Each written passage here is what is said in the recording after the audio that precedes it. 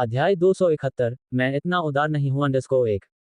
चंद्र प्रकाश रोहन मल्होत्रा के यहां से अपमानित होकर निकले और गुस्से से भरे हुए उन्होंने ऑनलाइन गेम संचालन विभाग की नेतृत्व टीम को एक मीटिंग के लिए बुलाया। शुरुआत में वे प्रबंधक खुद पर काफी खुश थे, अपनी हाल की प्रदर्शन रिपोर्ट लाए, नए उप प्रमुख को अपनी उपलब्धियों से प्रभावित करने के लिए तैयार थे। हालांकि फिर उन्हें चंद्र प्रकाश ने एक एक करके कड़वी फटकार लगाई। अचानक सभी प्रबंधक फटकार से स्तब्ध रह गए। चंद्र प्रकाश ने कुछ भाप निकाली, टेबल पर गड़बड़ी छोड़ दी, उठे और अपने कार्यालय लौट गए। इसे ऑनलाइन गेम संचालन विभाग के वैध निदेशक विकास हुड्डा पर छोड़ दिया कि वे गड़बड़ी साफ करें। अपने कार्यालय में वापस चंद्र प्रकाश का चेहरा अभी भी उदास था, उनकी आंखें गुस्से से भरी थीं और वे इतनी धीमी आवाज में बड़बड़ाए कि केवल वे ही सुन सकें। ये रोहन मल्होत्रा, ऐसा नाशुक्रगुजार बदमाश, क्या वह ये सोचता है कि वह उप प्रमुख होने के कारण मेरा बराबर हो सकता है? मैं सुनिश्चित करूंगा कि उसे पता चले कि वह मेरे जूते उठाने के लायक भी नहीं है। चंद्र प्रकाश को इस तरह देखकर युवराज और मृणालिनी ने एक दूसरे की ओर देखा, चुप रहे और डर के मारे कोई आवाज नहीं की कि कहीं उनका गुस्सा उन पर न उतर जाए। Meeting room. ऑनलाइन गेम संचालन विभाग के निदेशक विकास हुड्डा ने प्रबंधकों को शांत करने में मदद की और अंत में मीटिंग समाप्त होने की घोषणा की। प्रबंधक सिर झुकाकर बिना एक शब्द बोले चले गए। जब से यह नया उप प्रमुख श्री चंद्र आए थे, उन्हें ऐसा लगता था जैसे वे सौतेले बच्चे हों जिन्हें कभी मुस्कान नहीं मिली, बस बार बार फटकार। सबसे घातक हिस्सा ये था कि इसका प्रदर्शन से कोई लेना देना नहीं था, ये सब उप प्रमुख के मूड पर निर्भर करता था, जो असहनीय था। वे फिर भी जयपुर मीडिया में प्रबंधक थे, बाहरी लोगों द्वारा व्हाइट कॉलर अभिजन के रूप में देखे जाते थे और वे अपनी अपनी टीमों की निगरानी करते थे। बिना कारण फटकार सुनने से स्वाभाविक रूप से उनके अंदर नाराजगी बढ़ गई थी। वास्तव में निदेशक विकास हुड्डा सबसे ज्यादा उदास थे। जब भी उनके अधीनस्थ परेशान होते, उन्हें सांत्वना देनी पड़ती थी, लेकिन जब वे खुद परेशान होते थे तो उन्हें कौन सांत्वना देता? विकास हुड्डा ने भौहें सिकोड़कर अपनी भौहों के बीच को रगड़ा। श्री चंद्र इस बार क्यों भड़क गए? इसका कोई कारण तो होना चाहिए। बिना ये जाने कि क्या हो रहा है, लगातार फटकार के डर में जीना कोई तरीका नहीं था। मुझे अपने प्रबंधकों के लिए कुछ भाप निकालने का तरीका ढूंढना होगा, वरना अगर वे सभी खराब मूड में काम करेंगे तो गड़बड़ी साफ करने वाला मैं ही होऊंगा। विकास हुड्डा ने आह भरी। अभी उनका कार्यालय स्थान पूरी तरह से अस्त व्यस्त था, लगभग वैसा ही जैसे वे लक्ष्मण बंसल की जगह पर हों। विकास, सिर दर्द हो रहा है।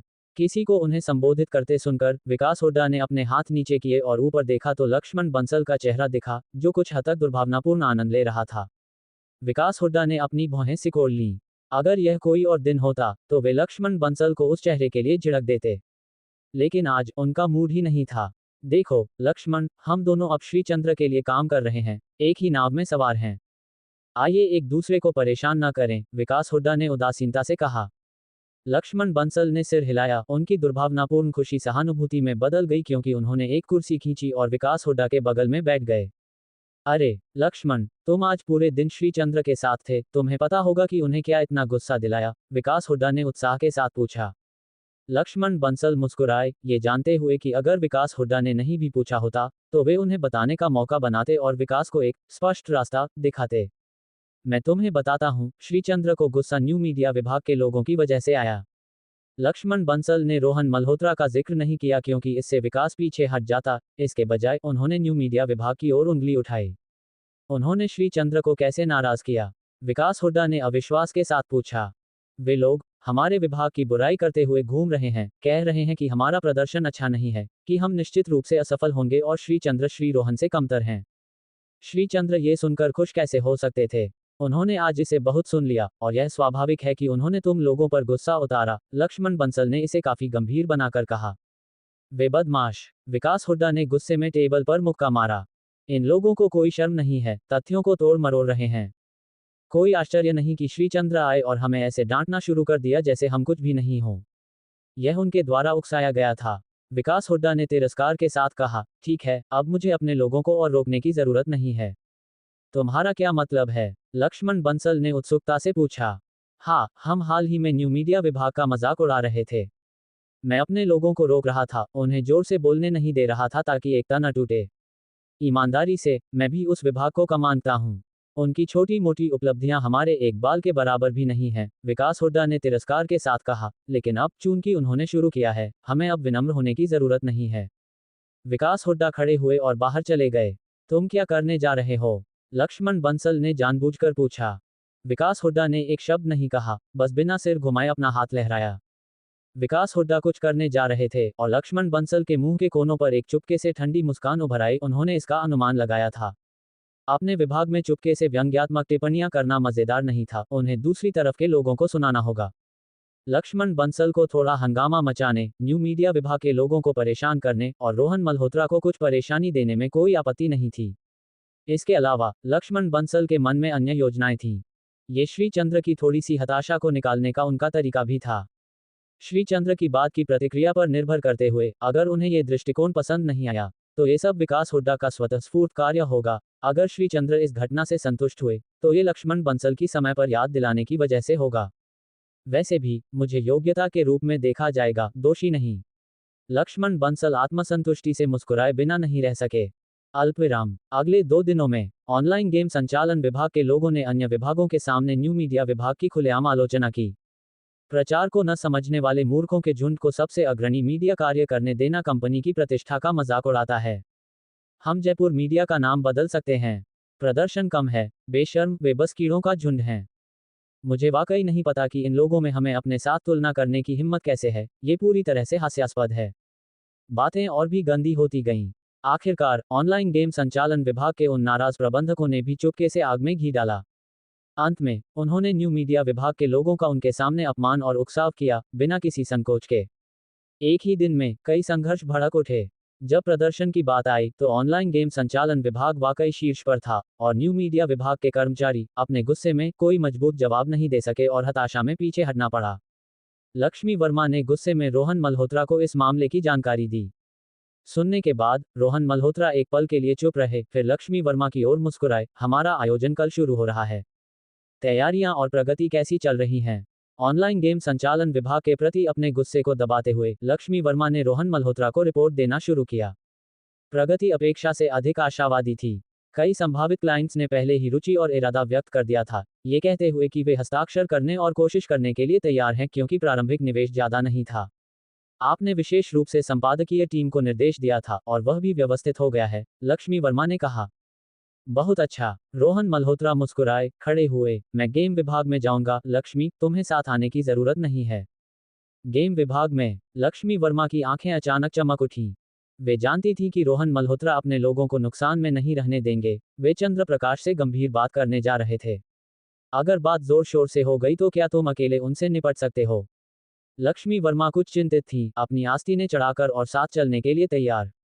किसने कहा कि मैं उनसे झगड़ा करने जा रहा हूं? रोहन मल्होत्रा ने हंसते हुए कहा, मैं श्रीचंद्र को हमारे कल के आयोजन में आमंत्रित करने जा रहा हूं। हो, लक्ष्मी वर्मा थोड़ा हक्का बक्का रह गईं। रोहन मल्होत्रा आमतौर पर इतने नर्म नहीं होते थे। तो हम बस इसे छोड़ दें, हमारी तरफ से हमला होने के बाद? लक्ष्मी वर्मा ने बड़बड़ाया। छोड़ दें? हाँ, ऐसा तो बिल्कुल नहीं। रोहन मल्होत्रा ने ठंडे स्वर में हंसा और क्रूरता से मुस्कुराए, बातचीत का क्या फायदा? चेहरा पर थप्पड़ खाने के बाद बस एक हल्का सा माफी स्वीकार कर लें और बात खत्म। मैं, रोहन मल्होत्रा, इतना उदार नहीं हूं। रोहन मल्होत्रा कार्यालय से बाहर निकले, लक्ष्मी वर्मा को अपनी पीठ और एक आखिरी बात छोड़ते हुए। जब हम जीत जाएंगे, मैं चाहता हूं कि हर कोई बाहर जाए और उन्हें 1 महीने तक बेरहमी से मजाक उड़ाए। अध्याय 272, श्री रोहन की ताकत _1। जीतें और उनकी जमकर हंसी उड़ाएं।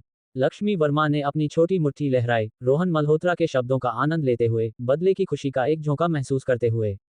बिल्कुल सही। केवल विरोध करने और अपमान रोकने की मांग करने का क्या मतलब? बेहतर है कि समय का इंतजार करें और तथ्यों को कंपनी में सभी के सामने दूसरी पार्टी के चेहरे पर तमाचा मारने दें। तुम, ऑनलाइन गेम संचालन विभाग, अपने प्रदर्शन का बखान करते हो और दावा करते हो कि तुमने हमें कहीं पीछे छोड़ दिया है। देखते हैं, अंत में कौन हंसता है। लक्ष्मी वर्मा इन बातों के बारे में सोचते हुए थोड़ा उत्साहित हो गईं। वे अपने विभाग की आयोजन योजना के निर्माण में पूरी तरह शामिल थीं और इसके सफल होने को लेकर बहुत आश्वस्त थीं। रोहन मल्होत्रा ने न केवल जीतने की बात कही थी, बल्कि इस आयोजन के बाद वे न्यू मीडिया इंटरनेट विभाग को उभारने और भविष्य में उन लाभकारी विभागों को भी पीछे छोड़ने की अगुवाई करेंगे। इसके मुकाबले लक्ष्मी वर्मा बहुत उत्साह और विश्वास के साथ आगे देख रही थीं। यह उन नव पदोन्नत प्रबंधकों का भी सपना था कि वे वास्तव में कुछ प्रदर्शन हासिल करें और अपने विभाग के लिए पूरी कंपनी का सम्मान अर्जित करें। मुझे श्री रोहन ने जो कहा वह सबको बताना होगा। लक्ष्मी वर्मा जल्दी से चली गईं। उस समय रोहन मल्होत्रा गेम विभाग में प्रकट हुए। जो लोग इतने घमंड से बोल रहे थे वे चुप हो गए, उप प्रमुख को दूर से देखते हुए।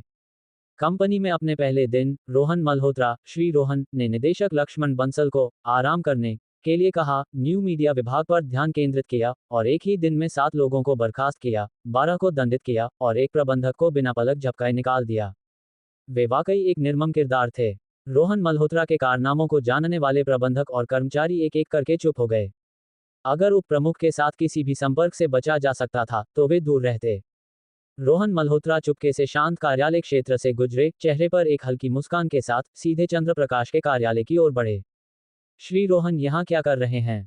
वे न्यू मीडिया विभाग के साथ संघर्ष की वजह से तो नहीं आए हैं, न? निश्चित रूप से नहीं। हमने विभाग की निंदा की है, लेकिन श्री रोहन को व्यक्तिगत रूप से नाराज नहीं किया। मैं यही कह रहा हूँ, मैंने सुना है कि श्री रोहन अपने लोगों की खास तौर पर रक्षा करते हैं और वे ही न्यू मीडिया विभाग के काम की देखरेख करते हैं। क्या ये हो सकता है कि कोनों में असहज चर्चाएं चुपके से शुरू हो गईं? हालांकि वे जानते थे कि रोहन मल्होत्रा उन्हें सुन नहीं सकते, फिर भी वे सावधानी से फुसफुसाए। ये श्री रोहन शैतान की तरह डरावने थे, विचित्र और उग्र कार्यों के साथ, और श्री सौरभ ने कभी उन्हें रोकने की कोशिश नहीं की थी। शायद उनके पीछे कोई शक्तिशाली समर्थन था। रोहन मल्होत्रा को चंद्र प्रकाश के कार्यालय में प्रवेश करते देख बाहर के कार्यालय में मौजूद लोग कानों को तानकर अंदर से कोई आवाज सुनने की कोशिश करने लगे। दुर्भाग्य से निदेशक के कार्यालय की ध्वनिरोधी व्यवस्था इतनी अच्छी थी कि कुछ भी सुनाई नहीं दिया। 10 मिनट बाद रोहन मल्होत्रा और चंद्र प्रकाश कार्यालय से बाहर निकले, हंसते बात करते हुए। श्री रोहन, व्यक्तिगत निमंत्रण के लिए धन्यवाद, मैं समय पर वहां होऊंगा, चंद्र प्रकाश ने मुस्कुराते हुए कहा। धन्यवाद, रोहन मल्होत्रा ने मुस्कुराकर जवाब दिया और जाने के लिए मुड़े। गेम विभाग के लोग कुछ हैरान रह गए। दोनों बॉस की बातचीत काफी सौहार्दपूर्ण लग रही थी। ऐसा लगता था कि श्री रोहन ने श्री चंद्र को न्यू मीडिया विभाग के कल के आयोजन में आमंत्रित किया था। आयोजन का प्रचार कुछ ही दिन पहले शुरू हुआ था। वेबसाइट्स, सार्वजनिक खातों, ऐप्स और पॉप-अप विज्ञापनों पर लगातार खबरें जारी की जा रही थीं। ये किसी तरह का नया मीडिया प्रदर्शन लगता था। गेम विभाग के कर्मचारियों ने अनुमान लगाया कि यह न्यू मीडिया विभाग की अपने प्रदर्शन को बढ़ाने की कोशिश थी। हालांकि अगर वे साइट पर बड़ी बिक्री भी करते तो भुगतान 2 दिन में नहीं आता, ये बहुत तेज होता। न्यू मीडिया विभाग के प्रयास व्यर्थ की कोशिशें लग रहे थे, कंपनी को दिखाने के लिए कुछ शोर मचाने की कोशिश, ताकि वे बहुत शर्मनाक हार न झेलें। गेम विभाग के लोग लगभग सभी ऐसा ही सोच रहे थे। आयोजन इतना महत्वपूर्ण नहीं था कि विभाग या निदेशक स्तर की उपस्थिति की आवश्यकता हो, और श्री चंद्र को निश्चित रूप से भाग लेने की जरूरत नहीं थी, लेकिन अगर श्री रोहन व्यक्तिगत रूप से आमंत्रित करने आए तो बात अलग थी। शायद श्री चंद्र सिर्फ उनकी गलती देखने के लिए वहां जाना चाहते थे। गेम विभाग को बात करने के लिए और भी बहुत कुछ मिल गया। अल्पविराम। रोहन मल्होत्रा का आगमन उन कुछ लोगों के लिए एक चुपके से चेतावनी की तरह था जो ऑनलाइन गेम संचालन विभाग में बाहर सबसे ज्यादा हंगामा मचा रहे थे। हर किसी ने देखा था कि श्री चंद्र कितने डरावने हो सकते हैं, लेकिन श्री रोहन की डरावनी की डिग्री कुछ ऐसी थी जिसके बारे में उन्होंने केवल सुना था, और वह और भी ठंडक पैदा करने वाली थी। अगर उन्होंने श्री रोहन को नाराज कर दिया और वे उन पर निशाना साधते, तो क्या श्री चंद्र उन्हें इस प्रहार से बचाएंगे? वे निश्चित रूप से नेताओं के बीच एकता प्रदर्शित करने के लिए उनका इस्तेमाल करेंगे। श्री चंद्र ऐसा करने में सक्षम थे। लगभग हर वह व्यक्ति जो बाहर घमंडी रहा था, ठंडे पसीने में डूब गया और चुपके से फैसला किया कि अब और हंगामा नहीं करेंगे। थोड़ी देर बाद चंद्र प्रकाश ने भी ऑनलाइन गेम संचालन विभाग के निदेशक विकास हुड्डा को बुलाया। क्या तुम ही थे जिन्होंने न्यू मीडिया इंटरनेट विभाग का मजाक उड़वाया? चंद्र प्रकाश के चेहरे पर न तो खुशी थी और न ही गुस्सा। उन्होंने शांति से पूछा। पिछले कुछ दिनों में मेरी ओर से सख्त नियंत्रण की कमी रही, मैं वापस जाकर निश्चित रूप से उनकी आलोचना करूंगा, विकास हुड्डा ने सावधानी से कहा। उन्हें नियंत्रण में रखो। हम सभी एक ही कंपनी का हिस्सा हैं, आंतरिक संघर्ष अच्छे नहीं लगते। चंद्र प्रकाश ने लापरवाही से बात की, जो उनके सामान्य तेज मिजाज के बिल्कुल विपरीत थी। ऐसा लगता था कि श्री चंद्र को इस बारे में पहले से पता था और उन्होंने इसे चुपके से अनुमति दी थी। विकास हुड्डा को एहसास हुआ, अब जब श्री चंद्र ने बोल दिया था तो नीचे वालों को थोड़ा और संयम बरतने का समय था। बहुत ज्यादा हंगामा करके श्री सौरभ को सतर्क करना अच्छा नहीं होगा। इससे ये भी दिखेगा कि श्री चंद्र का अपने अधीनस्थों पर ढीला नियंत्रण था। मैं समझ गया, श्री चंद्र, विकास हुड्डा ने सम्मानपूर्वक जवाब दिया। अल्पविराम। विकास हुड्डा को शायद यह अनुमान नहीं था कि उन्हें किसी को नियंत्रित करने की जरूरत नहीं थी। रोहन मल्होत्रा की महज उपस्थिति ने उन लोगों को पहले ही विनम्र बना दिया था। अल्पविराम। चंद्र प्रकाश से मिलने के बाद रोहन मल्होत्रा सौरभ चटर्जी से मिलने गए। आखिरकार एक बड़े आयोजन की मेजबानी करने के लिए नेताओं का समर्थन होना उचित था। सौरभ चटर्जी ने भी आसानी से सहमति दे दी। इन दौरों के बाद रोहन मल्होत्रा कार्यालय लौट आए।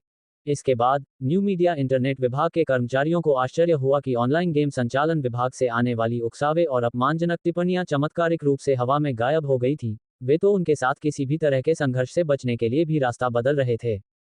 कई लोगों को पता था कि रोहन मल्होत्रा ने दौरा किया था, जिसने तुरंत उनके उत्साह को बढ़ा दिया।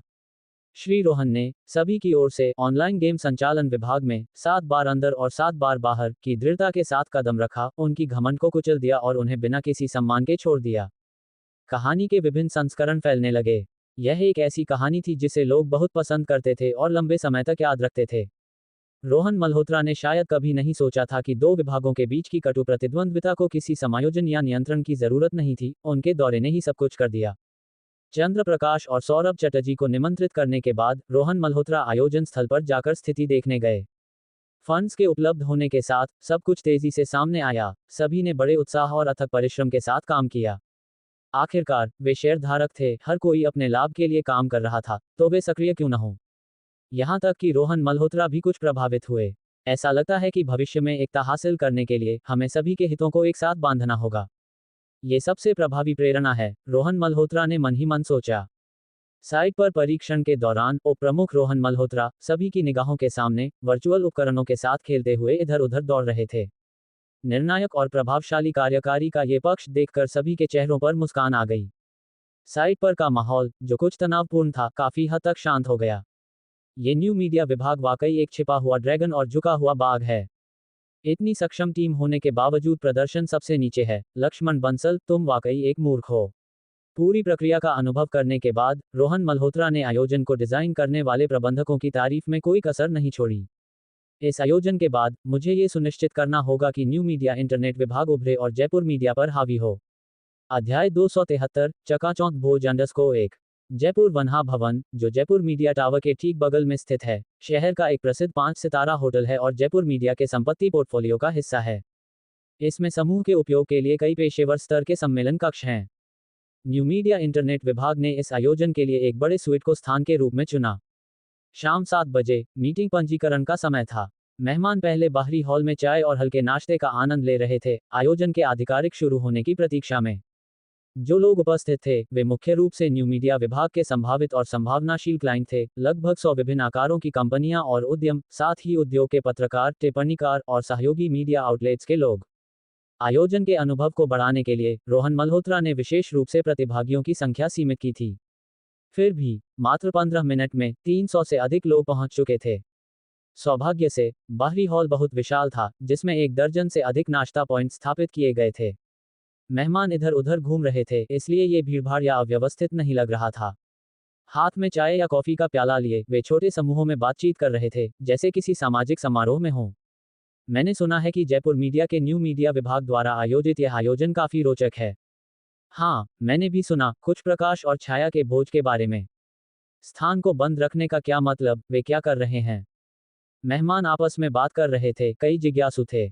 जिज्ञासुओं में सौरभ चटर्जी और चंद्र प्रकाश भी थे। दोनों कार्यकारी बिना किसी सहयोगी के आए थे, एक दूसरे का साथ दे रहे थे।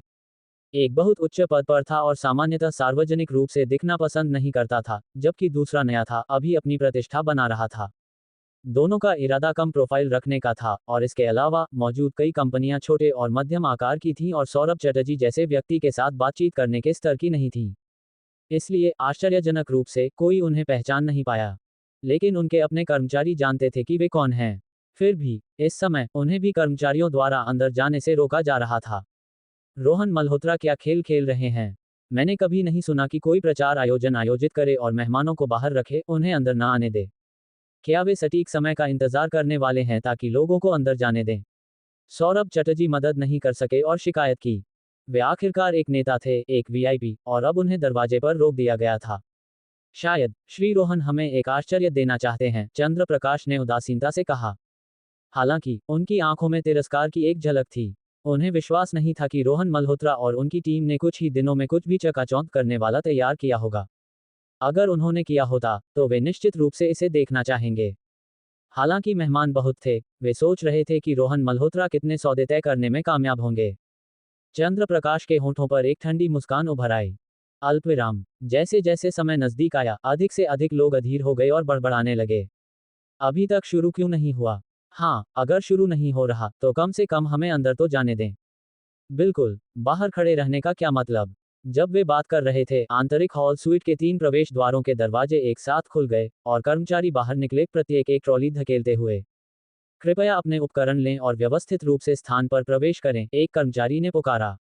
उपकरण। मेहमान एक दूसरे की ओर देखने लगे, जिज्ञासु होकर, और पास आए। उन्हें जो मिला, वह नॉइज कैंसिलिंग हेडफोन्स के सेट थे। इन्हें पहनकर वे मीटिंग में कैसे शामिल हो सकते थे? मेहमान उत्सुक थे। ये ब्रांड हेडफोन्स सभी के लिए एक मुफ्त उपहार भी हैं। आयोजन के बाद आप इन्हें घर ले जा सकते हैं, कर्मचारी ने चिल्लाकर कहा। इस तरह मुफ्त उपहार देना वाकई एक नयापन था। यह क्या बात है? सौरभ चटर्जी ने बड़बड़ाते हुए हेडफोन्स पहन लिए। चंद्र प्रकाश ने भी ऐसा ही किया। भीड़ के साथ वे स्थान पर प्रवेश कर गए और तुरंत हैरान रह गए। पूरा स्थान खाली कर दिया गया था, जिसमें प्रवेश द्वार की ओर 5 लगभग अर्धवृत्ताकार स्क्रीन थी। प्रत्येक को डिस्प्ले बोर्डों द्वारा अलग किया गया था, जो अर्ध संलग्न क्षेत्र बनाते थे। सौरभ चटर्जी और चंद्र प्रकाश ने प्रत्येक ने एक स्थान चुना और उसकी ओर बढ़े। स्क्रीन पर हाई डेफिनेशन वीडियो शुरू हो गए। नजदीक होने के कारण स्पष्टता आश्चर्यजनक थी। वीडियो संक्षिप्त खंडों में चलाए गए, जो कुछ हद तक इंटरनेट शॉर्ट ड्रामों जैसे थे। हल्के फुल्के और हास्यप्रद, नए और रोचक। उन्होंने तुरंत कई मेहमानों का ध्यान खींच लिया। फुटेज में किरदार लगातार बदलते रहे। पॉप स्टार और मूवी स्टार से लेकर आम मेहनतकश नागरिकों तक, हालांकि अभिनय किया गया था, लेकिन कुछ भी असंगत नहीं लगता था। सौरभ चटर्जी को एहसास हुआ कि ये न्यू मीडिया विभाग के पत्रकार और संपादक स्वयं भूमिकाओं में थे। इन लोगों की वाक्पटुता अच्छी थी और अनुभव समृद्ध थे, वे किरदारों की किसी विशेषता को पकड़ सकते थे और उनके प्रदर्शन यादगार थे। हंसी और गालियों से भरे बोलचाल के संवादों के माध्यम से, वीडियो ने चतुराई से बाजार डेटा और नए मीडिया के जीवन पर प्रभाव को प्रस्तुत किया, जिससे लोग दिल खोलकर हंसे और बार बार सिर हिलाए। देखने के बाद, विचार करने पर, सब कुछ समझ में आया। ये पंक्तियां सभी संपादकों और पत्रकारों की शक्तिशाली लेखनी द्वारा रची गई थीं, जो अत्यंत जटिल से लेकर अत्यंत सरल तक थीं। सौरभ चटर्जी एक बार फिर हैरान रह गए। इतना ही नहीं, पंक्तियों की कथन शैली, गायन, rap, short reels, stand up से लेकर मजाकिया बातचीत तक, सब कुछ था, जो नए मीडिया की समावेशिता के सार को पूरी तरह से दर्शाता था। कुछ ने पंक्तियां लिखी, कुछ ने अभिनय किया और कुछ ने फिल्मांकन, पोस्ट प्रोडक्शन आदि में सहयोग किया। शुरुआत में, सौरभ चटर्जी ने बड़े रुचि के साथ देखा और विवरणों का आनंद लिया, केवल ये जानकर हैरान रह गए। न्यू मीडिया विभाग के लगभग 100 लोग शामिल थे। इस शुरुआती वीडियो ने प्रत्येक व्यक्ति की भूमिका को अधिकतम सीमा तक उपयोग किया। जब सभी छोटे वीडियो चल चुके, तो स्क्रीन पर एक पंक्ति में बड़े अक्षर दिखाई दिए। समय के साथ प्रगति करें, नया मीडिया मुख्यधारा बनेगा। फिर, स्क्रीन पूरी तरह से सफेद हो गई। विभिन्न web media, app platform, digital समाचार पत्र और वीडियो प्लेटफॉर्म के आइकन स्क्रीन के कोनों से तेजी से केंद्र की ओर एकत्र हुए, जिससे 4 बड़े अक्षर बने, जयपुर मीडिया। इसके बाद, पाठ टूट गया और पुनर्जनन हुआ, 7 छोटे अक्षर बनाते हुए, न्यू मीडिया इंटरनेट विभाग। जब सभी आश्चर्य में थे, हॉल की रोशनी अचानक बुझ गई। स्क्रीन पर शब्द टूट गए। अनगिनत वर्गाकार आइकन, जैसे पिक्सल, स्क्रीन से मुक्त हो गए, सीधे दर्शकों की ओर उड़ते हुए। छोटे आइकन, विभिन्न मीडिया चैनलों का प्रतिनिधित्व करते हुए, आंखों के सामने और दर्शकों के आसपास उड़ते थे, हवा में चमकते और मंडराते हुए, जैसे तारे जो छूने योग्य हों। आश्चर्य की चीखें लहरों में उठीं। मेहमान उत्साहित हो गए। वे शायद नए मीडिया को नहीं समझते थे, लेकिन ऐसी प्रभावशाली दृश्य उनके इस धारणा के साथ पूरी तरह से मेल खाता था कि नया मीडिया पूरी तरह से हाईटेक है। ये नग्न आंखों वाला 3D और स्टीरियोस्कोपिक प्रोजेक्शन तकनीक थी। हैरान, सौरभ चटर्जी और चंद्र प्रकाश ने तुरंत ऊपर देखा, तब जाकर उन्होंने निलंबित प्रोजेक्शन उपकरणों को देखा। अंतिम दृश्य बस बहुत ही शानदार था। यह शायद केवल एक क्षण था, लेकिन मानसिक रूप से असावधान होने पर, यह निश्चित रूप से एक स्थायी छाप छोड़ेगा। चंद्र प्रकाश लगभग अपने बगल की एक मोटी महिला की बाहों में जा गिरे, जो उड़ते आइकनों को पकड़ने की कोशिश कर रही थी। चंद्र प्रकाश का अनाड़ी ढंग से बचना उन्हें गहरे सदमे में छोड़ गया। उन्हें बिल्कुल भी उम्मीद नहीं थी कि रोहन मल्होत्रा इतने नए और गहरे प्रस्तुति के साथ शुरुआत करेंगे, जो एक नज़र में अविस्मरणीय थी, मजबूती से याद रहने वाली।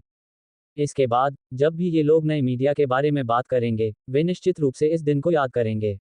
वे जयपुर मीडिया के न्यू मीडिया विभाग के बारे में सोचेंगे।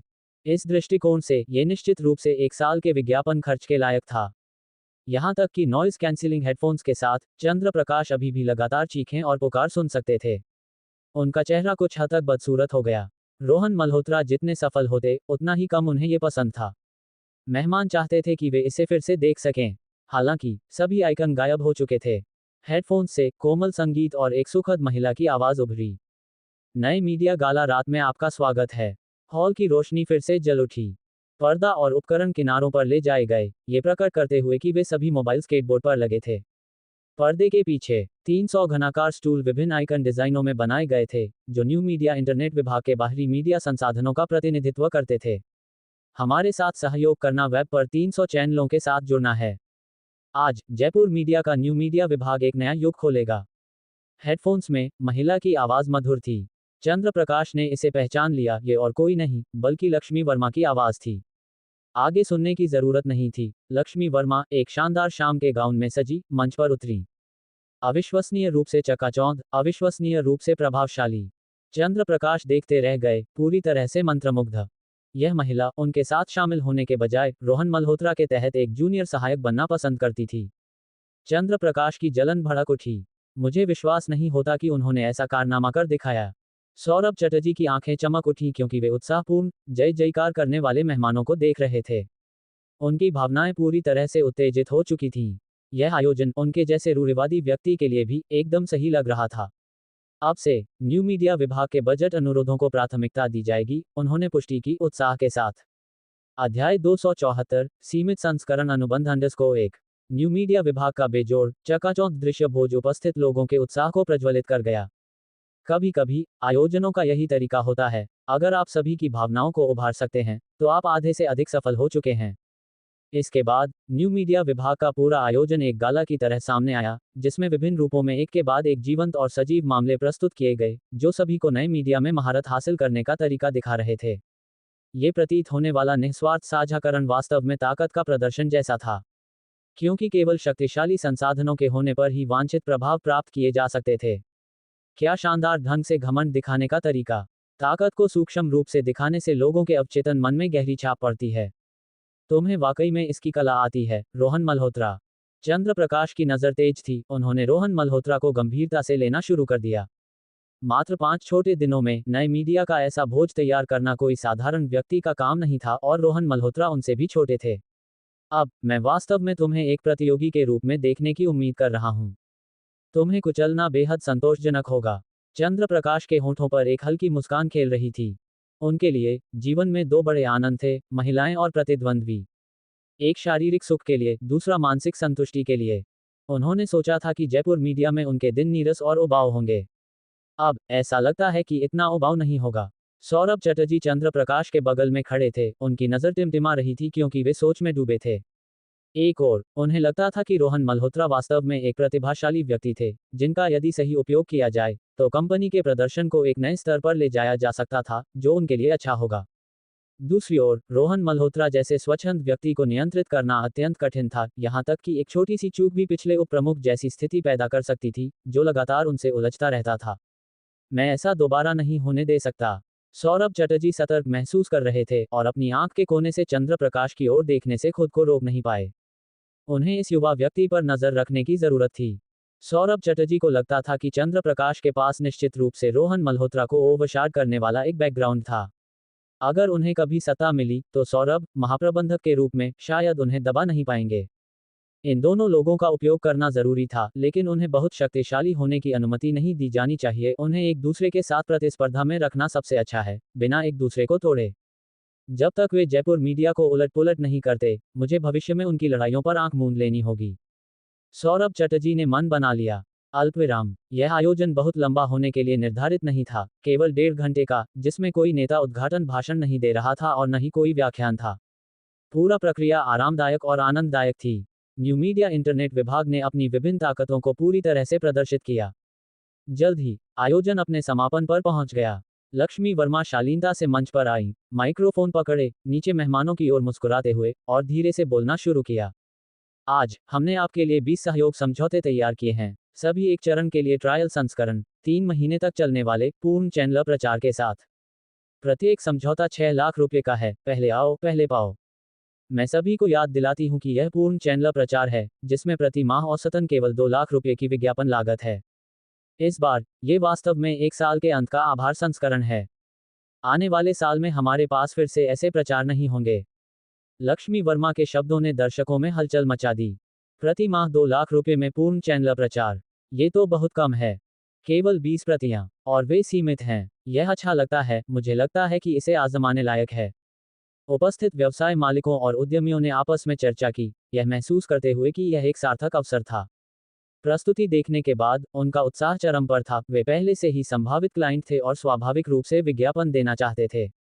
सहमति की आवाजें एक के बाद एक उठी। भीड़ में उत्साह बहुत अधिक था। सौरभ चटर्जी भीड़ में बैठे थे, चारों ओर देख रहे थे, अपनी खुशी को छिपा नहीं पाए, क्योंकि यह वास्तव में कंपनी का प्रदर्शन था। इस तरह के उदार प्रस्ताव से नुकसान होगा क्या?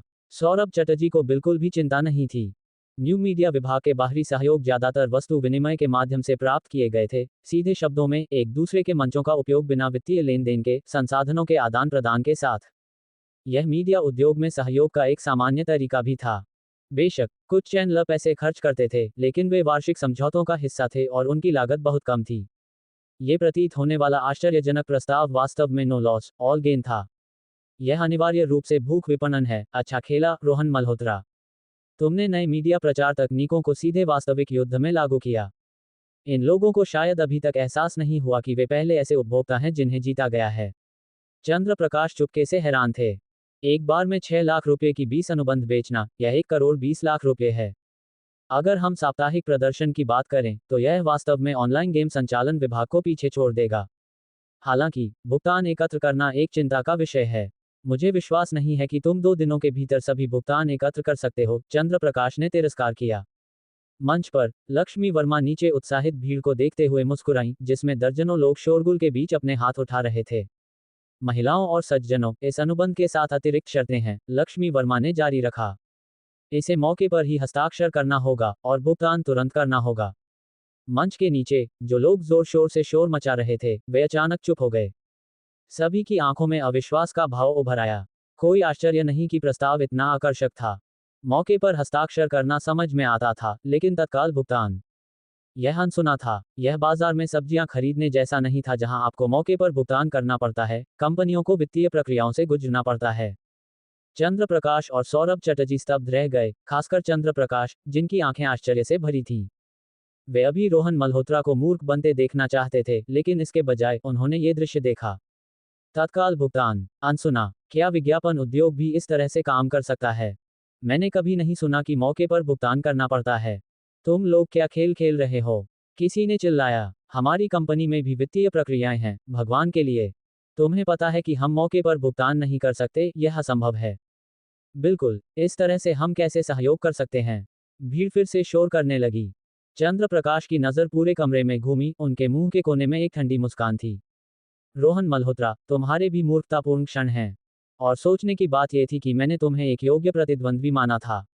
इस चाल के साथ तुमने अपना ही गड्ढा खोद लिया है, इन संभावित क्लाइंट्स को नाराज करके। मैं देखना चाहता हूं कि तुम इसे कैसे सुलझाओगे। सौरभ चटर्जी का चेहरा भी थोड़ा बदल गया। एक गलत कदम मुसीबत पैदा कर सकता था। इस बार रोहन मल्होत्रा ने लापरवाही की थी। मैं हस्ताक्षर करूंगा। अचानक एक आवाज गूंजी। आवाज जोरदार नहीं थी, फिर भी इसने तुरंत कमरे को शांत कर दिया। सभी ने अविश्वास में उस ओर देखा। एक मोटा व्यक्ति सीधे चलकर आया और मंच पर लक्ष्मी वर्मा से कहा, मैं हस्ताक्षर करूंगा और मैं यही भुगतान करूंगा। कोई बेकार बात नहीं, कोई हिचकिचाहट नहीं। लक्ष्मी वर्मा ने मुस्कुराकर एक कर्मचारी को उस सज्जन को एक तरफ ले जाने का इशारा किया, फिर मुस्कुराते हुए भीड़ से कहा, 19 और बचे हैं। क्या हो रहा है? वाकई कोई साइन अप कर रहा है? यह जरूर कोई निजी उद्यम मालिक होगा। छी छी, शायद बस यही एक व्यक्ति। भीड़ बड़बड़ाई, उनकी आवाजें बहुत धीमी थीं। मैं भी हस्ताक्षर करूंगा, मुझे एक दो। एक शालीन महिला ने अचानक अपनी आवाज उठाई और आगे बढ़ी। लक्ष्मी वर्मा ने दर्शकों को एक मधुर मुस्कान दी। 18 और बचे हैं। मैं भी साइन अप करना चाहता हूं। इस बार उनके शब्द पूरे होने से पहले कोई जल्दी से आया, जैसे कि मौका चूक जाने के डर से। 17 और बचे हैं। इस बार कोई नहीं बोला। भीड़ की आंखें आश्चर्य से चौड़ी हो गईं। पर्दे के पीछे रोहन मल्होत्रा अपनी कुर्सी पर आराम से बैठे थे, बड़बड़ाते हुए, जो 3 लोग जल्दी साइन अप किए, वे रास्ता दिखाने के लिए काफी होने चाहिए। हम भूख विपणन और बैंडवैगन प्रभाव के साथ देखते हैं कि क्या तुम अभी भी शांत बैठ सकते हो। रोहन मल्होत्रा ने अभी बड़बड़ाना खत्म किया था कि दृश्य में उथल पुथल मच गई। मैं हस्ताक्षर करूंगा, मुझे भी एक चाहिए, मैं एक लूंगा। एक पल के लिए चीखें पूरे स्थान में गूंज उठी, क्योंकि लोग अनुबंध पर हस्ताक्षर करने के लिए उत्साहित हो गए। मंच पर लक्ष्मी वर्मा की मुस्कान आनंदमयी थी। कमबख्त, मंच के नीचे चंद्र प्रकाश की पुतलियां अचानक से उड़ गईं। सदमे ने उन्हें बोलने में असमर्थ कर दिया। उन्हें इस घटनाक्रम की बिल्कुल भी उम्मीद नहीं थी। अब वे हार सकते थे। अध्याय 275 चंद्र कभी हार नहीं मानता _1। आयोजन के उपस्थित लोगों को रोहन मल्होत्रा ने सावधानीपूर्वक चुना था। उन्होंने इस योजना को पूर्ण करने में 2 दिन बिताए, इसे एक कष्टप्रद स्तर तक परिष्कृत करते हुए। उन्होंने हर पहलू, हर संभावित परिदृश्य पर विचार किया और विभिन्न आपातकालीन योजनाएं भी तैयार की। रोहन मल्होत्रा ने धनी निजी उद्यमों की संख्या, व्यक्तिगत रूप से उपस्थित मालिकों की संख्या और इन संभावित क्लाइंट्स में से मौके पर बंद हो सकने वाले सौदों की संख्या की गणना की थी। 1 दर्जन या 20 अनुबंध बेचना बिल्कुल भी समस्या नहीं थी, उन्हें जरा भी चिंता नहीं थी। इस समय 3 लोग अगुवाई कर रहे थे और दर्जनों लोग बचे हुए अनुबंधों को हथियाने के लिए व्यावहारिक रूप से लड़ रहे थे। ये भूख विपणन का कार्य था। यहां तक कि लक्ष्मी वर्मा द्वारा बचे हुए अनुबंधों की संख्या की घोषणा करना भी एक मनोवैज्ञानिक सुझाव के रूप में कार्य करता था। अगर नए मीडिया विपणन में लोग अपने स्वयं के उत्पादों को नहीं बेच सकते, तो फिर वे किस काम के थे?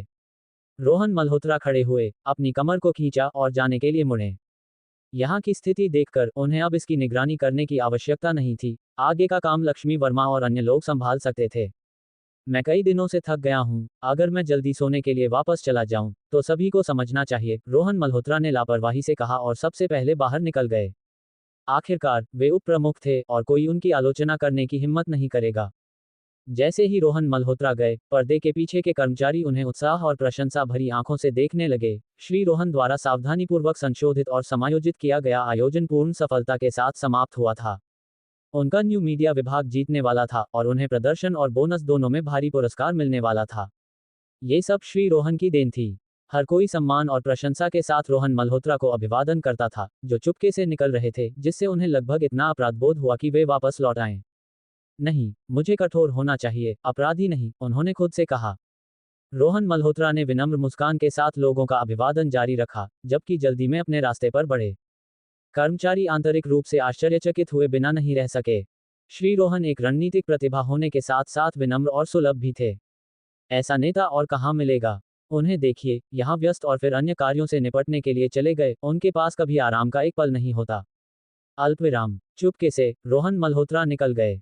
सौरभ चटर्जी और चंद्र प्रकाश भी चुपके से एक के बाद एक चले गए। फर्क ये था कि सौरभ चटर्जी के चेहरे पर खुशी का भाव था।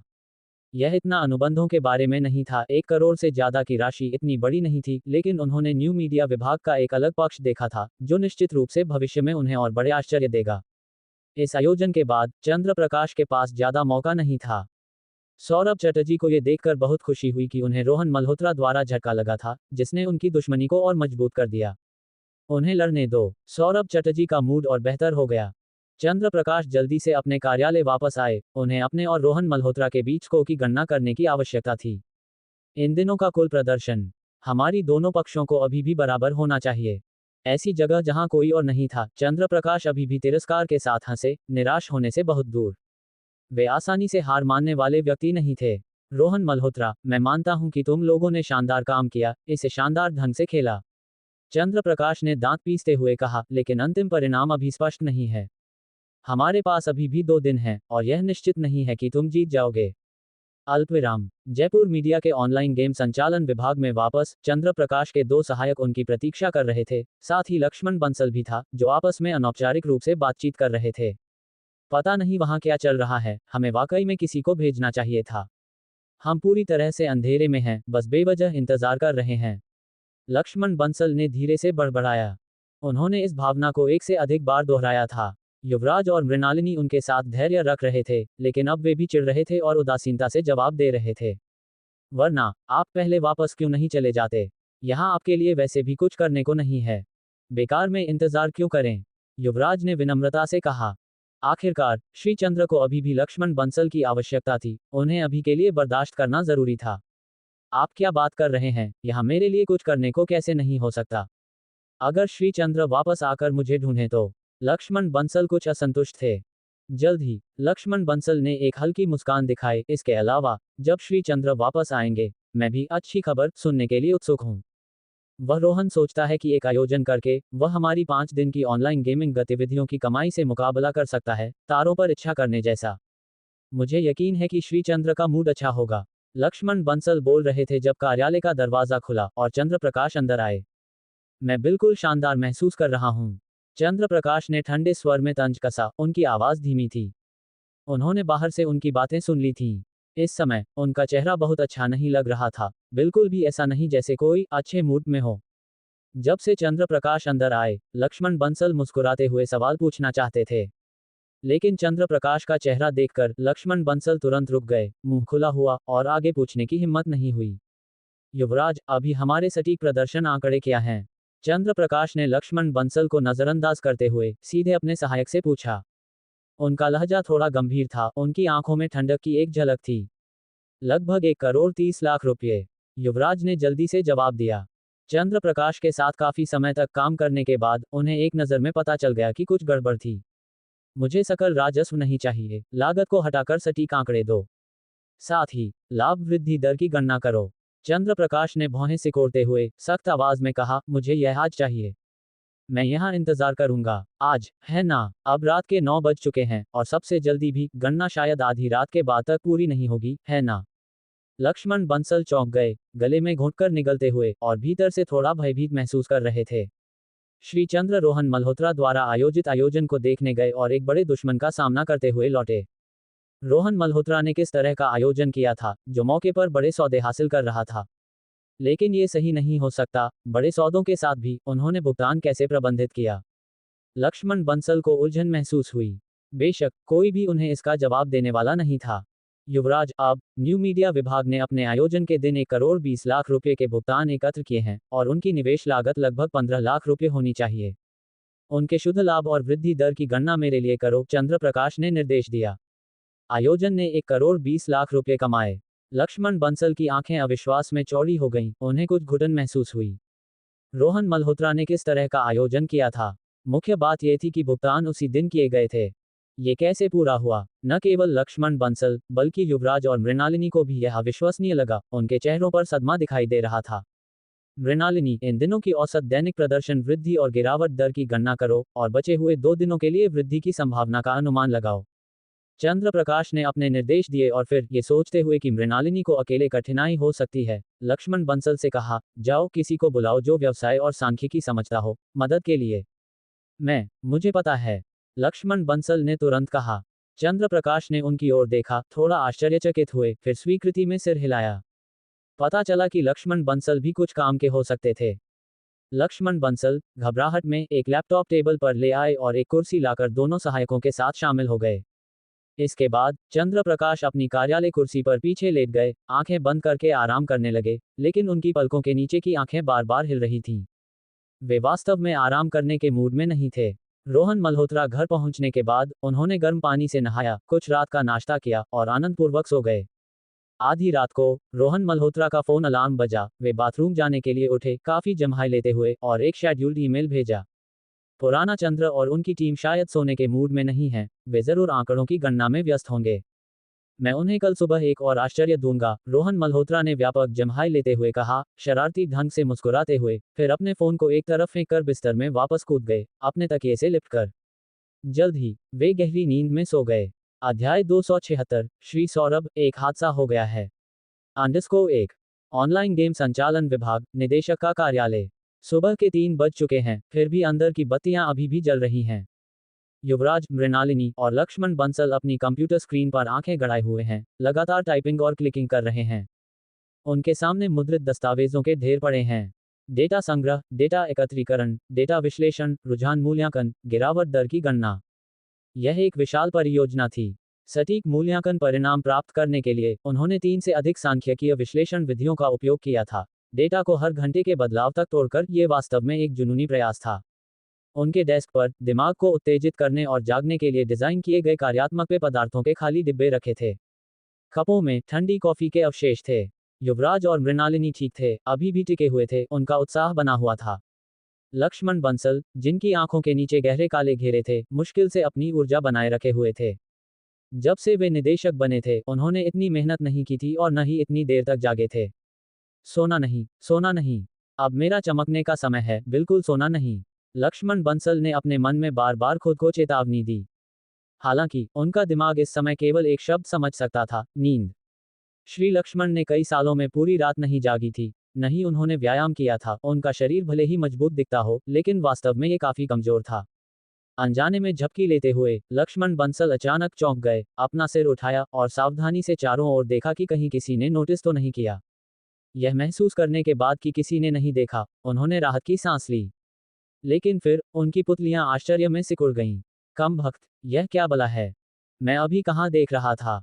क्या यहाँ था? ये दशमलव बिंदु, यह इतना अपरिचित लगता है। दुखी लक्ष्मण बंसल उदास चेहरे के साथ बहुत पीछे स्क्रॉल करके फिर से क्रॉस चेकिंग शुरू करने लगे। अगर उनकी वजह से कोई गलती हुई तो आज का सारा कष्ट व्यर्थ हो जाएगा। एक और उप प्रमुख को नाराज करना और फिर से पदावनति निकाल न देना ही एक आशीर्वाद होगा। आपके यहाँ काम कैसा चल रहा है? मैं इसका इंतजार कर रहा हूँ, युवराज ने आग्रह किया। उनका चेहरा हल्का अधीर दिख रहा था, जिसमें तिरस्कार की एक झलक थी। लक्ष्मण बंसल ने दावा किया था कि वे वित्त में शीर्ष ग्रेड के साथ स्नातक थे, लेकिन सहयोग की बात आई तो वे निराशाजनक थे। वे उन लोगों से भी बदतर साबित हुए जो इस रास्ते को आधे रास्ते में चुनकर अब काम में निपुण हो गए थे। अगर कोई और उपलब्ध होता तो युवराज 100 नहीं 1000 साल में भी ऐसे व्यक्ति के साथ काम नहीं करना चाहते। ये जल्द ही तैयार हो जाएगा, बहुत जल्द, लक्ष्मण बंसल ने जल्दबाजी में कहा, अपनी धुंधली आंखें झपकाते हुए और यह चाहते हुए कि वे अपने चेहरे को कंप्यूटर स्क्रीन पर दबा दें ताकि उन भ्रामक संख्याओं को करीब से देख सकें। चंद्र प्रकाश अपने निदेशक की कुर्सी में एक कंबल से ढके हुए सोते हुए प्रतीत हो रहे थे। फिर भी हल्की सी आवाज पर वे तुरंत जाग गए। चंद्र प्रकाश का चेहरा भयानक लग रहा था। इस बार रोहन मल्होत्रा के साथ उनकी शर्त उस स्तर तक बढ़ गई थी जिसकी उन्होंने कल्पना नहीं की थी। शुरुआत में उन्होंने इसे एक खेल के रूप में लिया, इस सहकर्मी को मजे के लिए कुचलने की उम्मीद में। फिर लक्ष्मी वर्मा की घटना के कारण उन्हें अपमानित महसूस हुआ और उनकी प्रतिस्पर्धी भावना उछाल मारने लगी। तब भी उन्होंने हार की संभावना पर कभी विचार नहीं किया। कल रात तक, जब वे उस आयोजन में शामिल हुए और दूसरी पक्ष की बड़ी सफलता देखी, तब पहली बार हार शब्द उनके दिमाग में कौन था जिसने उन्हें ठंडक महसूस कराई। मैं कैसे हार सकता हूँ? चंद्र प्रकाश की आंखें सिकुड़ी जैसे कि वे सपने में खुद से बड़बड़ा रहे हों। रोहन मल्होत्रा, तुम बस एक छोटी कंपनी से ऊपर आए हुए व्यक्ति हो। तुम मेरे साथ मुकाबला करने की हिम्मत कैसे करते हो? ये कहते हुए चंद्र प्रकाश अचानक खड़े हो गए। उनकी नजर तेज थी क्योंकि वे युवराज, मृणालिनी और लक्ष्मण बंसल की ओर देख रहे थे। क्या आप लोग अभी तक खत्म नहीं हुए? इतने धीमे? जल्दी करो और काम को गति दो। अल्पविराम। सुबह जल्दी, ऑनलाइन गेम संचालन विभाग के निदेशक विकास हुड्डा धीरे धीरे अपने कार्यालय की ओर टहल रहे थे। आमतौर पर वे सबसे पहले पहुंचते थे और प्रमुख के लिए दरवाजा खोलते थे। अपने निदेशक के दर्जे के बारे में सोचते हुए और अब दरवाजा खोलने की ड्यूटी तक सीमित होने के बारे में उन्हें बेहद निराशा महसूस हुई। ये प्रतियोगिता कब खत्म होगी? बस इसे खत्म कर दो। कोई भी जीते या हारे, काश श्री चंद्र जल्दी चले जाएं और मेरी जमीन खाली कर दें, विकास हुड्डा ने बड़बड़ाया, कुछ नाराज दिखते हुए। अब वे लक्ष्मण बंसल जितने ही दुखी थे, निदेशक बनकर न तो सत्ता थी और न ही अपनी कोई जगह। लक्ष्मण बंसल की बात करें तो विकास हुड्डा को उनके लिए केवल नफरत महसूस हुई। उन्होंने सुना था कि यह कमीना ही था जिसने शुरू में श्री चंद्र के लिए खेल चुने थे। कमभक्त लक्ष्मण बंसल, मैं तुम्हारे साथ कभी एक आकाश नहीं बांटूंगा, तुम कमीने, तुम मर क्यों नहीं जाते? विकास हुड्डा ने धीरे से गालियां बड़बड़ाईं और फिर अपनी चाबियां निकालकर दरवाजा खोलने लगे। और फिर दरवाजा खुल गया। एक चेहरा उनके सामने प्रकट हुआ जिसने विकास हुड्डा को लगभग डरा दिया। ये लक्ष्मण बंसल था, वही व्यक्ति जिसे उन्होंने अभी कोसा था। आमतौर पर किसी को कोसते हुए पकड़े जाने पर पर्याप्त शर्मिंदगी और सदमा होता, लेकिन लक्ष्मण बंसल का चेहरा अब एक लाश की तरह पीला था। उनकी त्वचा मोम जैसी पीली, उनकी आंखें बेजान, जैसे कि वे मृतकों में से वापस आए हों। विकास हुड्डा ने इसे एक नजर में देखा और लगभग चीख उठे, अनजाने में पीछे हटे हुए जब तक उनकी रीढ़ उनके डेस्क के विभाजन से दब नहीं गई। तुम। विकास हुड्डा ने आतंक में चिल्लाया, अपनी बात पूरी नहीं कर सके। लक्ष्मण बंसल ने उनकी ओर एक नजर भी नहीं डाली और बाथरूम की ओर दौड़ पड़े। विकास हुड्डा ने सदमे की स्थिति में देखा जब लक्ष्मण बंसल एक पल में गायब हो गए। वे निदेशक के कार्यालय में सोए थे। वे कल रात घर नहीं गए। विकास हुड्डा संदेह और भ्रम से भरे हुए थे। उनकी नजर कार्यालय की ओर मुड़ी, जहां वे थोड़ा चौंक गए।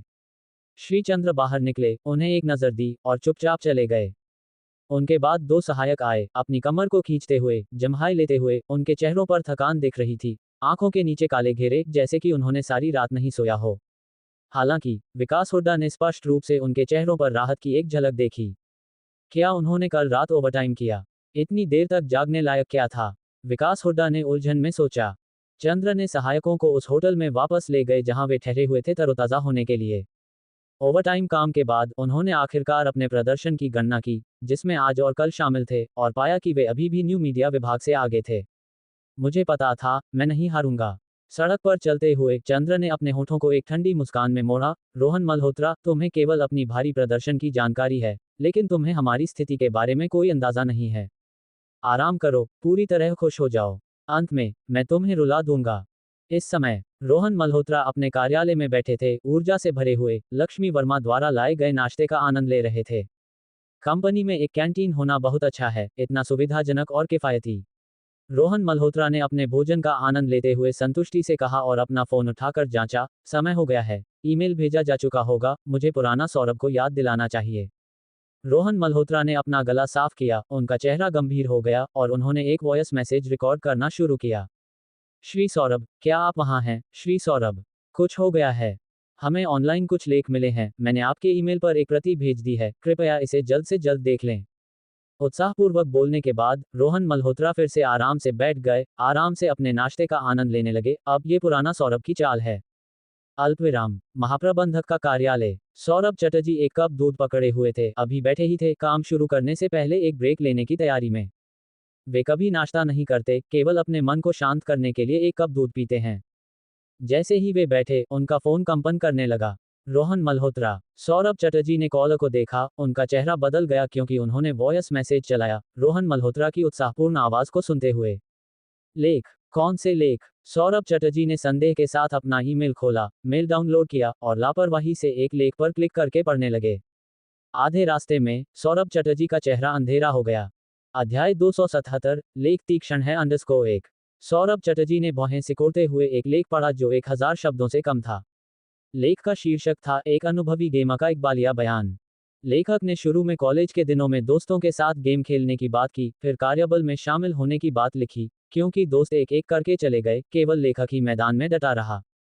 लेख में, लेखक को यकीन था कि जो लोग चले गए थे, वे एक दिन लौट आएंगे, कि धूसर हो चुके संपर्क सूचियां एक दिन फिर से चमक उठेंगी। लेख एक गद्य कविता की तरह था, जिसमें वाक्पटु लेखन था जो मन को शांति देता था। हालांकि सौरभ चटर्जी गेमर नहीं थे, फिर भी वे इससे मोहित हो गए। लेखक का कौशल एक अनुभवी उस्ताद का था, जो सहानुभूति जगाता था और पाठकों को उन चीजों को याद करने के लिए प्रेरित करता था जिन्हें उन्होंने अपने विकास के दौरान छोड़ दिया था और जिन्हें उन्होंने थामे रखा था। संक्षेप में, यह एक असाधारण रूप से प्रभावशाली लेख था जिसे पढ़ने के बाद केवल एक वाक्य के बाद पूरी तरह पढ़ने की इच्छा होती थी। हालांकि, प्रभावशाली हिस्सा केवल कुछ 100 शब्दों तक चला। आगे बढ़ते हुए, सौरभ चटर्जी को अचानक लगा कि कुछ गड़बड़ थी। लेखक ने फिर अपनी उदासी व्यक्त की कि गेम का स्वाद बदल गया था, जो कभी खुशी का शुद्ध स्थान था, वह पैसे कमाने की गुफा बन गया था, एक अथाह गड्ढा। शब्दों को पढ़ते हुए, सौरभ चटर्जी एक अनुभवी गेमर के दिल के दर्द को महसूस कर सकते थे जो वास्तव में खेलों से प्यार करता था। उसका दिल टूट रहा था, उसका गुस्सा गेम संचालकों पर फट पड़ रहा था। वे आयोजन करते हैं, मैं पैसे खर्च करता हूं, वे और आयोजन करते हैं, मैं और पैसे खर्च करता हूं। मैंने सोचा मैं गेम खेल रहा हूं, लेकिन अब गेम मुझे खेल रहा है। यह मैंने गेम को धोखा नहीं दिया, बल्कि गेम मुझे धोखा दे रहा है। स्क्रीन के माध्यम से, सौरभ चटर्जी हर संकट और गुस्से की पुकार को महसूस कर सकते थे। खासकर वह वाक्य, यह मैंने गेम को धोखा नहीं दिया, बल्कि गेम मुझे धोखा दे रहा है। पिछले पाठ में भावनात्मक निर्माण के साथ, ये दिल को जोर से और स्पष्ट रूप से चोट करता था। इस गेम की वजह से मुझे उनके हर गेम से प्यार हो गया। अब उनके सारे गेम सिर्फ पैसे कमाने की योजनाएं हैं। लेख के नीचे, गेम के नामों की एक सूची दी गई थी। सौरभ चटर्जी की आंखें अनायास सिकुड़ गईं। वे इन गेम के नामों से परिचित थे क्योंकि ये सभी जयपुर मीडिया के ऑनलाइन गेम संचालन विभाग के उत्पाद थे। ये स्पष्ट रूप से एक विरोध का ऐलान था, एक निंदा। सौरभ चटर्जी कुछ हद तक चिंतित हो गए। लेख ने गेम या कंपनी पर हमला नहीं किया, ये पूरी तरह से भावनात्मक था, फिर भी ये दर्जनों, सैकड़ों नकारात्मक समाचार लेखों से अधिक भयानक और आकर्षक था। सौरभ चटर्जी ने जल्दबाजी में बाकी लेखों को स्क्रॉल किया, प्रत्येक की अपनी शैली थी। कुछ, उनके द्वारा पढ़े गए लेख की तरह, नाजुक लेखन के साथ थे जो पाठक की भावनाओं को आकर्षित करते थे, जिसमें आलोचना हड्डी तक काटती थी। अन्य कुछ कम शिक्षित लोगों द्वारा लिखे गए प्रतीत होते थे, जो कच्ची अश्लीलता से शुरू होते थे, लेकिन उनकी गालियां इतनी तीखी और हास्यप्रद थीं कि वे अविश्वसनीय रूप से ध्यान आकर्षित करने वाली थीं। सभी लेख सीधे जयपुर मीडिया के गेम विभाग के हाल के आयोजनों की ओर इशारा करते थे। सौरभ चटर्जी ने पढ़ना बंद कर दिया, गहरी भौहें सिकोड़ते हुए। वे जानते थे कि चंद्र प्रकाश के नेतृत्व में गेम संचालन विभाग रोहन मल्होत्रा के न्यू मीडिया विभाग के साथ प्रदर्शन मैट्रिक्स के लिए प्रतिस्पर्धा कर रहा था और श्री चंद्र अनिवार्य रूप से कुछ विशेष उपाय अपनाएंगे। लेकिन अब ऐसा लग रहा था कि वे उस हंस को मार रहे थे जो सुनहरे अंडे देता था। सौरभ चटर्जी को बेचैन की लहर महसूस होने लगी। वे उथल पुथल से नफरत करते थे। अगर इससे अच्छे परिणाम मिलते, जैसे कि कल रोहन मल्होत्रा और उनकी टीम की सफलता, तो वे इसे स्वीकार कर सकते थे। लेकिन जब समस्याएं उत्पन्न होती थीं, तो यह उन्हें असहज, खुजली जैसा महसूस कराता था। सौरभ चटर्जी ने कार्यालय का फोन उठाया और डायल किया। हेलो, श्री चंद्र, ये सौरभ चटर्जी हैं, आप अभी कहाँ हैं? तुरंत मेरे कार्यालय में आएं, मुझे आपसे बात करनी है। सौरभ चटर्जी की आवाज़ धीमी और निर्विवाद थी। चंद्र प्रकाश को फोन करने के बाद सौरभ चटर्जी ने रोहन मल्होत्रा को भी फोन किया और उन्हें भी आने के लिए कहा। फोन रखने के बाद सौरभ चटर्जी ने भौहें सिकोड़कर फिर से लेखों पर नजर डाली और अधिक से अधिक चिढ़ने लगे। अंत में सौरभ चटर्जी ने अपने माउस को जोर से पटका और देखना बंद कर दिया। अल्पविराम। चंद्र प्रकाश ने अभी अभी गर्म पानी से नहाया था और अभी तक सांस लेने का मौका नहीं मिला था जब उन्हें सौरभ चटर्जी का ये फोन आया, जिन्होंने बेहद अनमित्र स्वर में बात की। समझ गया, मैं अभी आता हूं, उन्होंने कहा। चंद्र प्रकाश ने फोन रखा, हैरान महसूस करते हुए। क्या कंपनी में कुछ हुआ था? यहां तक कि अगर कुछ हुआ भी था, सौरभ चटर्जी का लहजा गलत था, उनका रवैया स्पष्ट रूप से उनके साथ कोई समस्या होने जैसा लग रहा था, जैसे कि वे उन्हें डांटने के लिए बुलाना चाहते हों। मैंने हाल ही में इस महाप्रबंधक के साथ कोई टकराव नहीं किया है। हम कल तो ठीक ठाक बात कर रहे थे, तो क्या हो रहा है? चंद्र प्रकाश पूरी तरह से उलझन में थे। उन्होंने जितनी जल्दी हो सके कपड़े बदले, युवराज और मृणालिनी को अभिवादन किया और फिर बिना एक पल की देरी किए कंपनी की ओर भागे।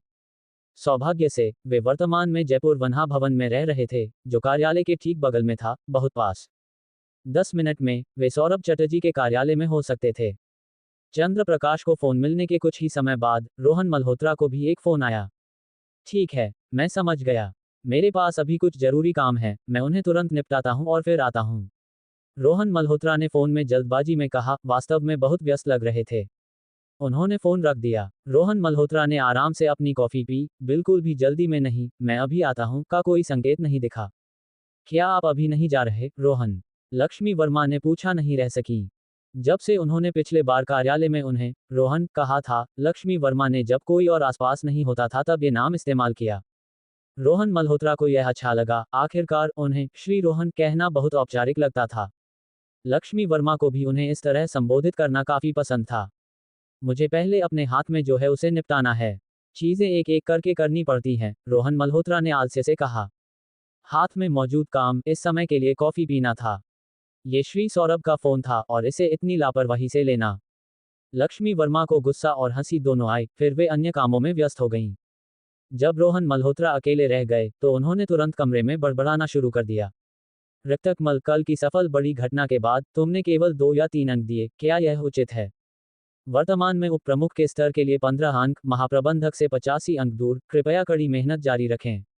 रोहन मल्होत्रा की शिकायतों के सामने ऋतकमल के पास केवल यह एक पंक्ति थी, यहां तक कि पैटर्न भी नहीं बदला। रोहन मल्होत्रा ने कड़वाहट से मुस्कुराया। लेवल अप करना कठिन है, लेवल अप करना मुश्किल है, लेकिन इतना कठिन नहीं। ये लगभग बच्चा पैदा करने जितना कठिन था। ठीक है, तुम स्कोरिंग के प्रभारी हो, तुम बॉस हो, रोहन मल्होत्रा ने बड़बड़ाया। उनकी नज़र फोन पर पड़ी और उनकी आंखों में एक मजेदार चमक दिखाई दी। पुराना सौरभ, आह, इतना चालाक लोमड़, जितना चालाक हो सकता है। मैंने उन्हें जो लेख भेजे थे, उन्हें कई बार संशोधित किया गया था, प्राथमिक स्कूल के छात्रों से लेकर कॉलेज के छात्रों तक। अलग अलग लेखन शैलियों और यहां तक कि कुछ व्याकरण त्रुटियों और टाइपों को जानबूझकर शामिल किया गया था, लेकिन सार वही रहा। हाँ, यहां तक कि वे भी नहीं बता सके कि वे हमारे विभाग द्वारा लिखे गए थे। ये कहकर रोहन मल्होत्रा अपनी सीट पर पीछे झुके और गंभीरता से सोचने लगे। दूसरे के दृष्टिकोण से सोचने के लिए, अगर मैं वह महाप्रबंधक होता जो सत्ता को संजोता है, दो प्रमुखों के बीच संघर्ष का सामना करते हुए, वह अभिमानी चंद्र प्रकाश, ऐसा लगता है जैसे वह हार बर्दाश्त नहीं कर सकता। जो हार बर्दाश्त नहीं कर सकता, उसे वास्तव में हारने देना उप प्रमुखों को एकजुट होने से रोकने का तरीका है, ताकि हाशिए पर न डाल दिया जाए। मुझे एक एहसास है, भले ही मैंने प्राथमिक स्कूल के छात्र द्वारा लिखा कुछ भेजा होता, पुराना सौरभ इस बार मेरे पक्ष में होने की संभावना है। रोहन मल्होत्रा ने अपने आप में हंसा, अपनी कॉफी को एक घूंट में खत्म किया, अपने मुंह को पोंछा और खड़े हो गए। अब जाने का समय भी हो गया है। आखिरकार किसी को ज्यादा देर तक इंतजार नहीं करवाना चाहिए। मेरे बिना यह नाटक पूरा नहीं होगा। अध्याय 278, मैं गेमिंग विभाग, हार मानता हूँ। _1 जयपुर मीडिया प्रबंधक का कार्यालय। सौरभ चटर्जी वहां भौहें सिकोड़कर बैठे थे, चुपचाप इंतजार कर रहे थे। कार्यालय के दरवाजे पर 5 बार खटखटाया गया। अंदर आओ, सौरभ चटर्जी ने, ये सोचकर कि यह चंद्र प्रकाश या रोहन मल्होत्रा हैं, गहरी आवाज में जवाब दिया। हालांकि अंदर उनके अपने सहायक आए। श्री सौरभ, फिल्म विभाग की शाम की स्वागत सभा स्थल पर लगभग तैयार है। आपने कहा था कि आप इसे देखना चाहेंगे, ये कब होगा? सहायक ने पूछा। सौरभ चटर्जी ने भौहें सिकोड़ी और थोड़ा सोचने के बाद जवाब दिया, थोड़ा इंतजार करो, मैं समय देखूंगा। थोड़ी देर में, मुझे अभी भी 2 उप प्रमुखों से बात करनी है। तुम पहले जाओ, वहां की विशिष्ट स्थिति देखो। समझ गया। सहायक ने सिर हिलाया और जाने के लिए मुड़ा। जैसे ही दरवाजा खुला, उसने देखा कि चंद्र प्रकाश बाहर खड़े हैं, हाथ उठाए खटखटाने की तैयारी में। श्री सौरभ, श्री चंद्र आ गए हैं, सहायक ने सौरभ चटर्जी को पुकारा और फिर चंद्र प्रकाश को अभिवादन किया। चंद्र प्रकाश ने लापरवाही से सिर हिलाया, बिना एक शब्द कहे। यह नया उप प्रमुख वाकई में घमंडी है, सहायक ने अपने मन में सोचा। वह एक उप प्रमुख से बहस नहीं कर सकता था, इसलिए उसने चुपके से बाहर निकलते हुए दरवाजा धीरे से बंद कर दिया। जैसे ही वह मुड़ा, उसने दूर से किसी को भागते हुए आते देखा। कंपनी में इधर उधर भागना, ये कैसा व्यवहार है? रोक नहीं पाते हुए सौरभ चटर्जी का सहायक डांटने वाला था कि उसने आने वाले व्यक्ति को पहचान लिया और तुरंत चौंक गया। क्या वह रोहन मल्होत्रा, श्री रोहन नहीं है? रोहन मल्होत्रा की उतावली और हांफती हुई अवस्था को देखकर सहायक को पता था कि कोई आपातकालीन स्थिति होनी चाहिए। जल्दबाजी में उसने उनके लिए दरवाजा खटखटाया। धन्यवाद। अपनी जल्दबाजी के बावजूद रोहन मल्होत्रा ने उसे एक मुस्कान देना नहीं भूले, फिर दरवाजा धकेलकर अंदर चले गए। श्री रोहन वाकई में विनम्र और शिष्ट हैं। इस मामले में वे श्री चंद्र से कहीं बेहतर हैं। दोनों की तुलना करते हुए सौरभ चटर्जी के सहायक ने चुपके से प्रशंसा की। रोहन मल्होत्रा के प्रति उनकी राय और बेहतर हो गई। फिर वह चला गया। श्री रोहन, आप भी आ गए, बहुत अच्छे। रोहन मल्होत्रा को अंदर आते देख सौरभ चटर्जी ने सिर हिलाया, अपनी सीट से खड़े हुए और अपनी कंप्यूटर स्क्रीन की ओर इशारा करते हुए चंद्र प्रकाश से कहा, श्री चंद्र, इसे देखिए। क्या देखना? चंद्र प्रकाश ने एक पल के लिए हिचकिचाया और फिर वहां चले गए। सौरभ चटर्जी के कंप्यूटर पर एक लेख खुला था जिसमें बड़ा फॉन्ट था, इतना स्पष्ट कि बिना बैठे पढ़ा जा सकता था। चंद्र प्रकाश ने जल्दी से कई 100 शब्दों पर नजर डाली, उनका चेहरा बदल गया और उन्होंने स्वेच्छा से माउस पकड़कर नीचे स्क्रॉल किया और पढ़ना पूरा किया। पढ़ने के बाद उनका चेहरा और भी खराब दिखने लगा। श्री सौरभ, ये? चंद्र प्रकाश ने पूछा, नहीं रह सका। घबराए नहीं, और भी हैं। इसे बंद करें और आगे पढ़ें। सौरभ चटर्जी ने अपने मुंह से इशारा किया। कई लेख खुले थे। बिना एक शब्द कहे चंद्र प्रकाश ने प्रत्येक लेख को स्क्रॉल किया, प्रत्येक के बाद उनका चेहरा और बदतर होता गया। अंत तक चंद्र प्रकाश काफी गंभीर दिखने लगे। श्री चंद्र, मैं आपकी प्रदर्शन और विभागों के बीच प्रतिस्पर्धा की इच्छा को समझ सकता हूं। मैं तो आपके दोनों विभागों के निष्पक्ष और उचित प्रतिस्पर्धा करने का समर्थन भी करता हूं। सौरभ चटर्जी ने चंद्र प्रकाश के कंधे पर थपथपाया, एक आह भरी और गंभीरता से बोले, हालांकि हमें बड़े दृष्टिकोण को प्राथमिकता देनी चाहिए और केवल अल्पकालिक उपलब्धियों पर ध्यान नहीं देना चाहिए। ऐसे कार्य जो विभाग को नुकसान पहुंचाते हैं और कंपनी की छवि को धूमिल करते हैं, बिल्कुल अस्वीकार्य हैं। आपको ऑनलाइन आलोचना के प्रभावों को जानना चाहिए कि एक चीज कैसे दूसरी की ओर ले जाती है। आप जिस तरह से प्रदर्शन बढ़ा रहे हैं, वह उस हंस को मारने से अलग नहीं है जो सुनहरे अंडे देता है। सौरभ चटर्जी गहरे दुखी दिखाई दिए। रोहन मल्होत्रा ने बगल से देखा, मन ही मन इस दृश्य को काफी मजेदार पाया, फिर भी उन्होंने चेहरा सीधा रखा। चंद्र प्रकाश ने सौरभ चटर्जी को देखा, जैसे कुछ कहना चाहते हों, लेकिन सौरभ चटर्जी ने इशारे से उन्हें रोक दिया। मेरे प्यारे श्री चंद्र, मैं ये कहकर आपको दोषी ठहराने या उपदेश देने की कोशिश नहीं कर रहा हूं। मैं केवल एक ऐसे व्यक्ति के रूप में चेतावनी दे रहा हूं जो लंबे समय से व्यवसाय की दुनिया में है। अब स्थिति के विवरण पर ध्यान न दें। जो करना है वह यह है कि नुकसान को यथासंभव कम किया जाए, सौरभ चटर्जी ने अनुरोध किया। उन्होंने इस तरह से बात की थी, वे स्पष्ट रूप से गेम विभाग की गतिविधियों को जारी रखने से रोकना चाहते थे। चंद्र प्रकाश ने भौहें सिकोड़ी और रोहन मल्होत्रा की ओर देखा, फिर उनकी नजर स्क्रीन पर गई। एक महाप्रबंधक के रूप में सौरभ चटर्जी के पास आमतौर पर इंटरनेट ब्राउज करने या ऐसे दस्तावेजों की समीक्षा करने का समय नहीं होता था। अब जब समस्या थी तो उन्हें बात करने के लिए बुलाना पर्याप्त होता, लेकिन रोहन मल्होत्रा को भी बुलाया गया था। ये स्पष्ट था, ये रोहन मल्होत्रा का किया धरा था। चंद्र प्रकाश ने तुरंत तिरस्कार किया, ये सामग्रियां, इन्हें श्री रोहन ने खोजा है ना? वाकई में एक समाचार पेशेवर के लायक, बहुत कुशलता से। चंद्र प्रकाश को संदेह नहीं था कि रोहन मल्होत्रा ने किसी को यह समस्या बनवाने के लिए कहा था, बल्कि उन्होंने माना कि उनके पास नकारात्मक समाचारों की निगरानी के लिए एक विशेष टीम थी। ये तो बनता है, ये तो बनता है। रोहन मल्होत्रा ने पूरी विनम्रता के साथ कहा, पूरी तरह से ईमानदार, ये सब कंपनी के भले के लिए है। ये चीजें कंपनी के हितों को नुकसान पहुंचाती हैं और गेम विभाग की प्रतिष्ठा को धूमिल करती हैं। श्री चंद्र, अगर आपके प्रभारी होने के दौरान ऐसी समस्याएं उत्पन्न होती हैं, तो क्या मुझे इन्हें छिपाना चाहिए? अगर यह बाद में बड़ा हो गया, तो ये श्री चंद्र के लिए भी अच्छा नहीं लगेगा। बोलते हुए रोहन मल्होत्रा ने जम्हाई ली। वहां देखो, कल हमने ओवरटाइम किया, देर रात तक जागे, तब जाकर हम कुछ महत्वपूर्ण नकारात्मक समाचारों को हटा पाए। अब मैं गारंटी देता हूं कि आपको ऑनलाइन इनमें से एक भी उत्तेजक लेख नहीं मिलेगा। रोहन मल्होत्रा झूठ बोल रहे थे और इसका श्रेय लेने की हिम्मत भी कर रहे थे। पिछली रात उन्होंने स्पष्ट रूप से जल्दी सो लिया था और अच्छी नींद ली थी। उनकी आंखों के नीचे हल्की सूजन सोने से पहले बहुत सारा पानी पीने के कारण थी। असली रात का उल्लू, जिसकी आंखों के नीचे काले घेरे थे, वह स्वयं चंद्र प्रकाश थे। इसके अलावा ये लेख कभी ऑनलाइन पोस्ट नहीं किए गए थे, इसलिए बेशक इन्हें नहीं पाया जा सकता था। तो इसके लिए मुझे आपको धन्यवाद देना चाहिए, चंद्र प्रकाश ने ठंडे स्वर में जवाब दिया। धन्यवाद की कोई जरूरत नहीं, चलो सीधे असली काम पर आते हैं, रोहन मल्होत्रा ने विनम्रता से जवाब दिया। वास्तव में अब बेकार की बातें करने का समय नहीं है, हमें जितनी जल्दी हो सके संभावित जोखिमों को शुरुआती चरण में ही खत्म करना होगा। सौरभ चटर्जी ने दृढ़ता से कहा। आपका इससे क्या मतलब है? चंद्र प्रकाश ने हल्के से भौहें सिकोड़ते हुए पूछा। उनकी रात भर की गणनाओं के आधार पर उन गतिविधियों को बिल्कुल बंद नहीं किया जा सकता था, अगर ऐसा हुआ तो इसका मतलब हार होगा। लेकिन अगर वे बंद नहीं हुए, तो समस्या पहले से ही मौजूद थी। गंभीरता के लिए सौरभ चटर्जी को इसे रेखांकित करने की जरूरत नहीं थी, चंद्र प्रकाश इसे अच्छी तरह से समझ सकते थे। आपको गेम विभाग को तुरंत सभी गतिविधियां बंद करने की जरूरत है और खिलाड़ी प्रशंसा प्रकार के आयोजनों पर स्विच करना होगा। कुछ आभासी वस्तुओं को मुफ्त में देना होगा जो आमतौर पर पैसे से खरीदनी पड़ती हैं, सौरभ चटर्जी ने निर्देश दिया।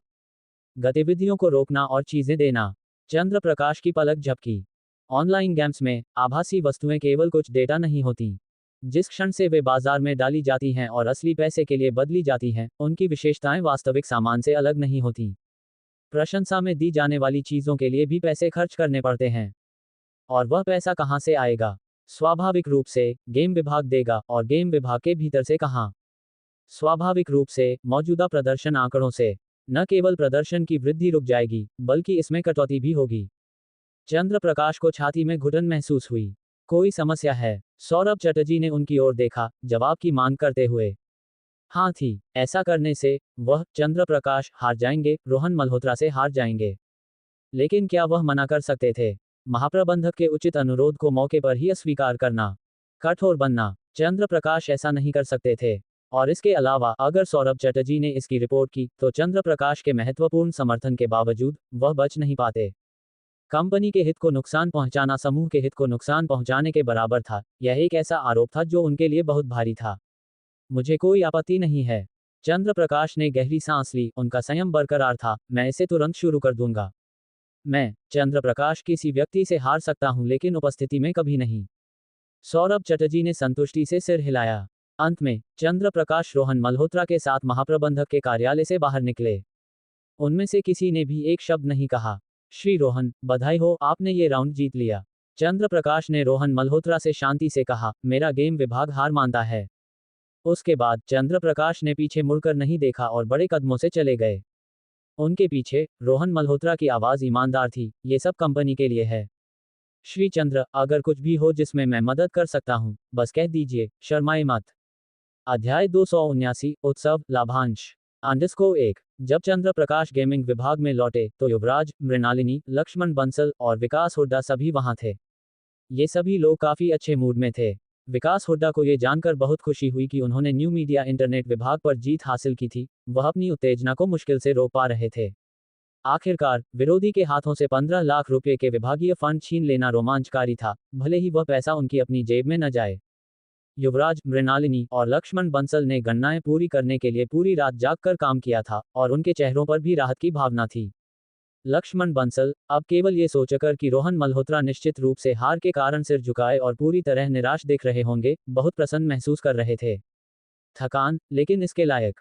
ये सच था कि न्यू मीडिया इंटरनेट विभाग पहले उनका था, लेकिन अगर वह समूह इतना बेवफा और समर्पित नहीं होता, तो शायद उनकी भावनाएं अलग होती।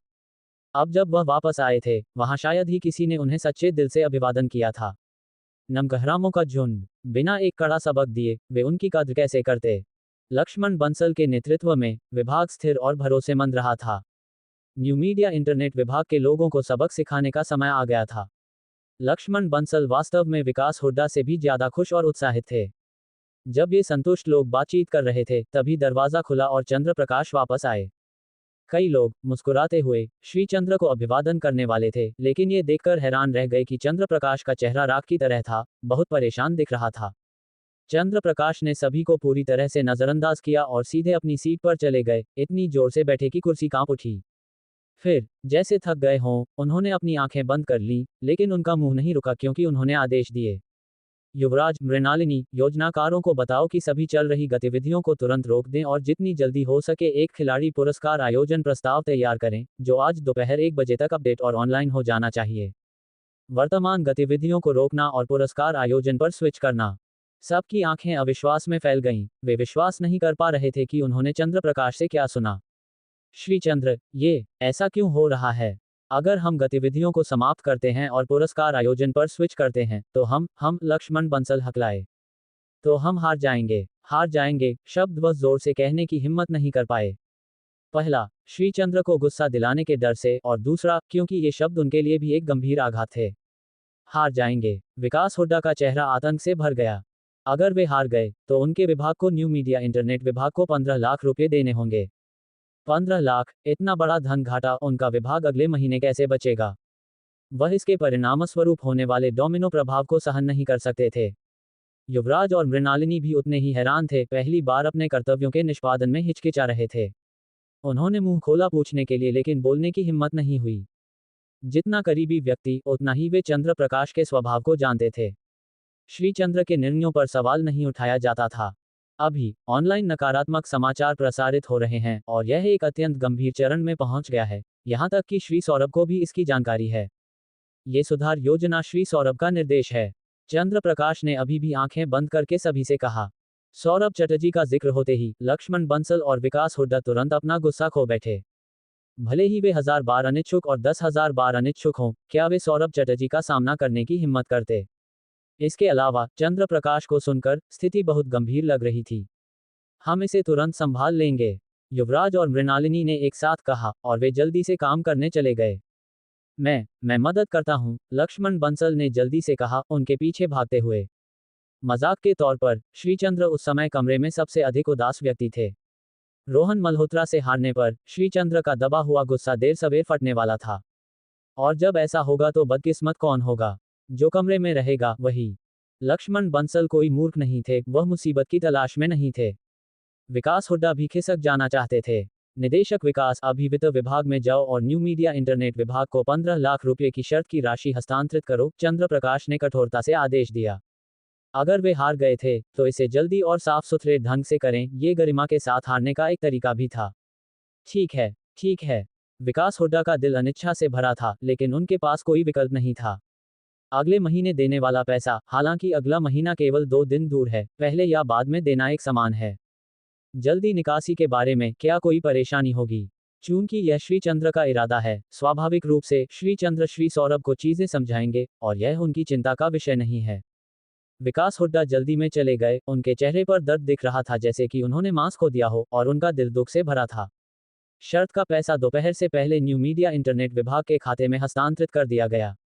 जब पैसा जमा हुआ, रोहन मल्होत्रा ने सभी को उनके चल रहे कार्यों को रोकने के लिए कहा। हर दरवाजा बिना किसी अपवाद के बंद कर दिया गया, और सभी तीसरे मीटिंग रूम में ऊपर गए ताकि एक भव्य उत्सव भोज आयोजित किया जाए। रोहन मल्होत्रा को इस मीटिंग रूम के लिए विशेष लगाव था।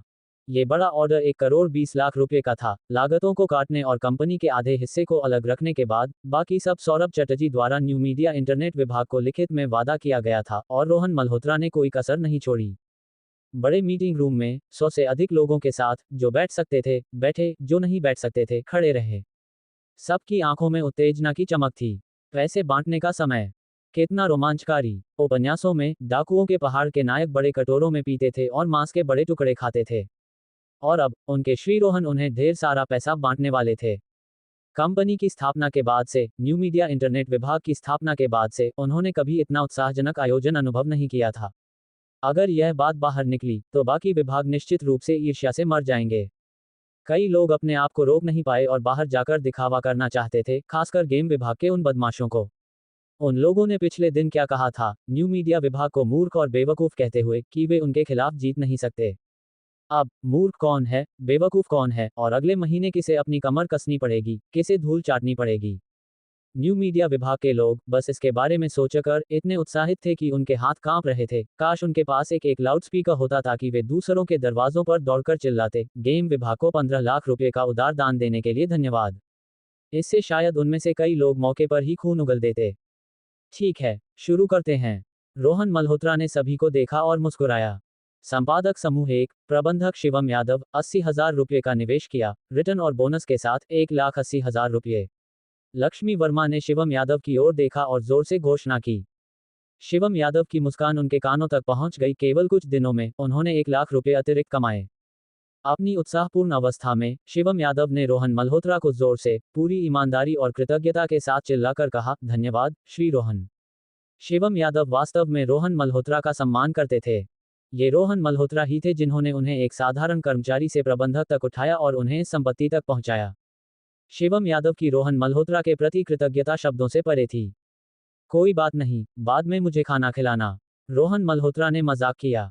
कमरे में हंसी गूंज उठी। रोहन मल्होत्रा का सहज स्वभाव सभी को उनके बहुत करीब महसूस कराता था।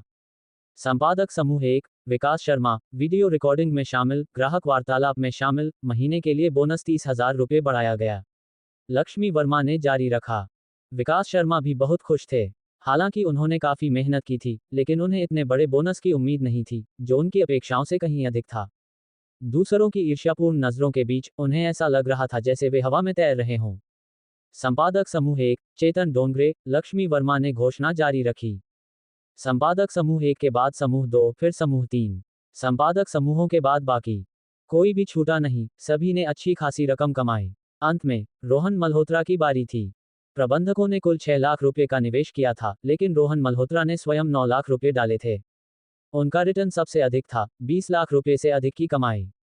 भीड़ हैरान थी और फिर उत्साह में चिल्ला उठी, श्री रोहन, हमें खिलाए, श्री रोहन, हमें खिलाए। रोहन मल्होत्रा ने सभी को देखा और हंस पड़े, ठीक है, आज रात मैं भुगतान करूंगा। आप लोग सबसे अच्छी जगह ढूंढो और जी भरकर खर्च करो। तुरंत पूरे विभाग में चीखें गूंज उठीं। अध्याय 280, फिल्म और टीवी विभाग cocktail party _1। Jaipur media tower, सम्मेलन विभाग में स्वागत डेस्क। कुछ युवा महिला रिसेप्शनिस्ट एक साथ इकट्ठी थीं, फुसफुसाते हुए और समय समय पर तीसरे सम्मेलन कक्ष की दिशा में देख रही थीं। मीटिंग रूम की ध्वनिरोधी व्यवस्था इतनी अच्छी थी, फिर भी उनकी जगह से वे अभी भी अंदर से आने वाली उत्साहपूर्ण चीखों को हल्के हल्के सुन सकती थीं। यह अनुमान लगाना मुश्किल नहीं था कि वहां क्या हो रहा था। तीसरे मीटिंग रूम का उपयोग कौन कर रहा है? उनकी हंसी इतनी जोरदार है, ये छत को उड़ा सकती है। एक नई जुड़ी लड़की ने उत्सुकता से पूछा, अरे, तुम्हें नहीं पता, ये न्यू मीडिया विभाग है। उनके विभाग के सभी लोग वहां हैं। मैंने सुना कि कल उनका एक बहुत बड़ा सफल आयोजन हुआ था, 1 करोड़ रुपए से अधिक का एक बड़ा ऑर्डर हासिल किया। क्या तुमने पिछले 2 दिनों की चर्चा नहीं सुनी? न्यू मीडिया विभाग और गेमिंग विभाग के बीच किसी तरह की विभागीय शर्त को लेकर बहस चल रही थी। मैंने सुना कि परिणाम आ गए हैं। न्यू मीडिया विभाग ने गेमिंग विभाग पर भारी जीत हासिल की। उन्होंने उनके फंड से 15 लाख रुपए छीन लिए और अब अंदर बोनस बांट रहे हैं। महिला ने उत्साह के साथ कहा। केवल उनके पास सबसे ताज़ा खबर थी और सामने की कई बहनों को आंखें फाड़े और हर शब्द पर लटकते देख वह आत्मसंतुष्ट महसूस कर रही थी।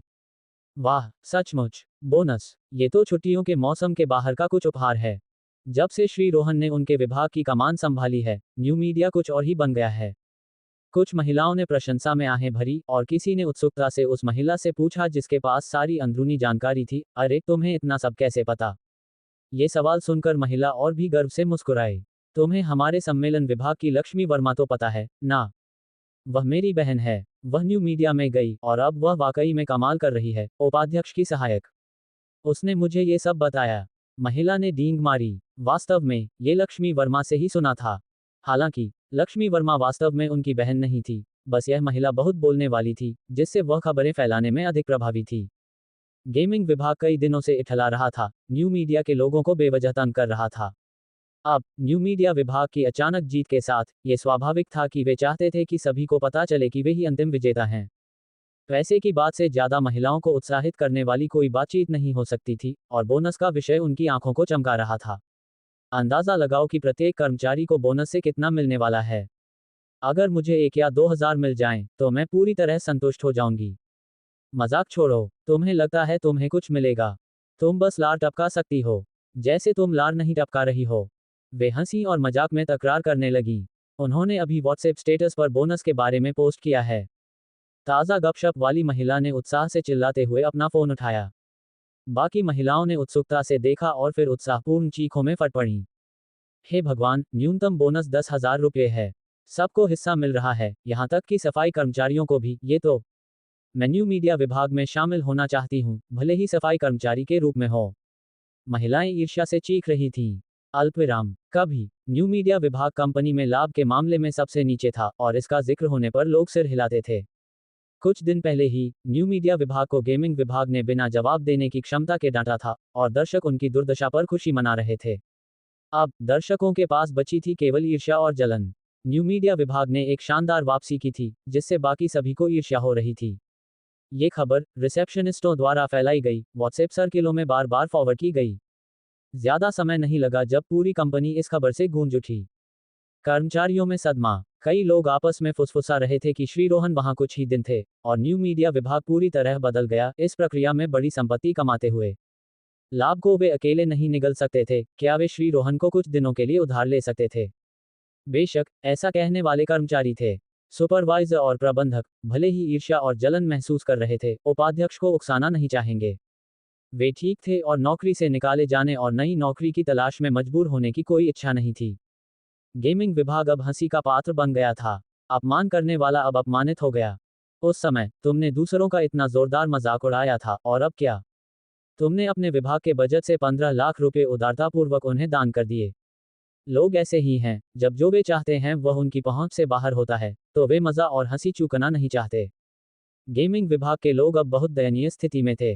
वे जहां भी जाते, लोग उनके पीठ पीछे फुसफुसाते और इशारा करते, उनकी उदारता पर हंसते और बुदबुदाते। अपमानित गेमिंग विभाग के कर्मचारी चेहरों पर राख लगाए और सिर झुकाए घूम रहे थे। हालांकि वे बाहर से श्री चंद्र के प्रति कोई असंतोष दिखाने की हिम्मत नहीं करते थे, अंदर ही अंदर उन्होंने इस उपाध्यक्ष को उनके पूर्वजों तक कोस लिया था। लाभांश उत्सव सभा समाप्त होने के बाद श्री रोहन को भीड़ के बीच विभाग में वापस ले जाया गया। सभी उन्हें सम्मान और प्रशंसा की नजरों से देख रहे थे, जिससे रोहन मल्होत्रा को बहुत संतुष्टि महसूस हुई। जीवन के असली सुख केवल पैसा, शक्ति और महिलाएं नहीं हैं, बल्कि इस तरह का सम्मान भी है। रोहन मल्होत्रा ने इस स्वाद को चखा और इसे वाकई में आनंददायक पाया। लक्ष्मी वर्मा रोहन मल्होत्रा के पास खड़ी थी, उनकी आंखें उन्हें लगभग भगवान की तरह पूज रही थीं। और विभाग के उन लेखकों में उनके प्रति इतना सम्मान था कि वे उनकी प्रशंसा में लेख लिखने को तैयार थे। सौभाग्य से रोहन मल्होत्रा ने इसके बारे में सुना और तुरंत इसे रोक दिया। संतुष्टिदायक होने के बावजूद वे जानते थे कि उन्हें घमंड में नहीं पड़ना चाहिए, वरना दुर्भाग्य दूर नहीं होगा। रोहन मल्होत्रा इस सत्य से अच्छी तरह वाकिफ थे। चंद्र प्रकाश को हराकर और विभाग के लिए जीत हासिल करने के बाद रोहन मल्होत्रा को थोड़ा थकान महसूस हुई और वे ठीक से आराम करना चाहते थे। हालांकि जैसे ही वे उस दोपहर को चुपके से ब्रेक लेने वाले थे, अपनी योजना को अंजाम देने से पहले सौरभ चटर्जी का सहायक आ गया। एक संदेश के साथ, श्री रोहन, श्री सौरभ ने मुझे आपको सूचित करने के लिए कहा कि आपको आज रात फिल्म और टेलीविजन विभाग में एक नेटवर्किंग आयोजन में भाग लेना होगा और श्री चंद्र भी वहां होंगे, सौरभ चटर्जी के सहायक ने कहा। नेटवर्किंग आयोजन, यह क्या आयोजन है? रोहन मल्होत्रा ने उत्सुकता से पूछा। सौरभ चटर्जी का सहायक हंसा। उस सुबह श्री सौरभ के कार्यालय के बाहर हुई घटना ने श्री रोहन के बारे में उनकी बहुत अच्छी राय बनाई थी, इसलिए वह थोड़ा और बात करने को तैयार था। अगर यह श्री चंद्र होते, तो वह जरूरत से ज्यादा कुछ नहीं कहता। बात यह है कि उन्होंने उभरती हुई स्टार शांति वर्मा को एक बड़े आईपीटीवी ड्रामा में अभिनय के लिए आमंत्रित किया है। ये हमारे नए लोगों के लिए कुछ प्रदर्शन पाने का एक शानदार अवसर है। नए प्रतिभाओं को बढ़ावा देना हमारे अपने लाभ के लिए भी है। ये स्वागत समारोह शांति वर्मा का स्वागत करने के लिए है, साथ ही अभिनेताओं के लिए एक मिलन समारोह भी है, सौरभ चटर्जी के सहायक ने मुस्कुराते हुए समझाया, फिर रोहन मल्होत्रा से धीमी आवाज में फुसफुसाया। ये शांति वर्मा एक उभरती हुई प्रथम श्रेणी की सेलिब्रिटी है, जो अभी बहुत लोकप्रिय है। उन्हें यहाँ लाना आसान नहीं था, यहाँ तक कि श्री सौरभ को भी कुछ सम्मान दिखाना पड़ता है। आपको सावधान रहना होगा, जो लोग जल्दी प्रसिद्धि पा लेते हैं, वे घमंडी हो सकते हैं और अपनी ताकत दिखाना पसंद करते हैं। रोहन मल्होत्रा ने सिर हिलाया। बातचीत समाप्त करने के बाद सौरभ चटर्जी का सहायक मुस्कुराया, ठीक है, मैं आपको अपने काम पर वापस जाने देता हूँ, मुझे अभी श्री चंद्र के पास जाना है। आप दोनों सम्मानित मेहमान हैं। एक सेलिब्रिटी का स्वागत करने के लिए जयपुर मीडिया के 3 अधिकारियों को उपस्थित होना था। इस सेलिब्रिटी की निश्चित रूप से काफी प्रतिष्ठा और प्रभाव होना चाहिए। रोहन मल्होत्रा ने मुस्कुराकर सौरभ चटर्जी के सहायक को विदा किया। मुड़कर रोहन मल्होत्रा अपनी डेस्क पर बैठ गए, अपने ठोड़ी को हाथ से सहलाते हुए। एक सेलिब्रिटी, हाँ, पता नहीं वैशाली मोरानी उन्हें जानती हैं या नहीं। कोई बात नहीं, ये सब कंपनी द्वारा संभाला जा रहा है। मुझे इसके बारे में चिंता करने की जरूरत नहीं है, उन्होंने सोचा।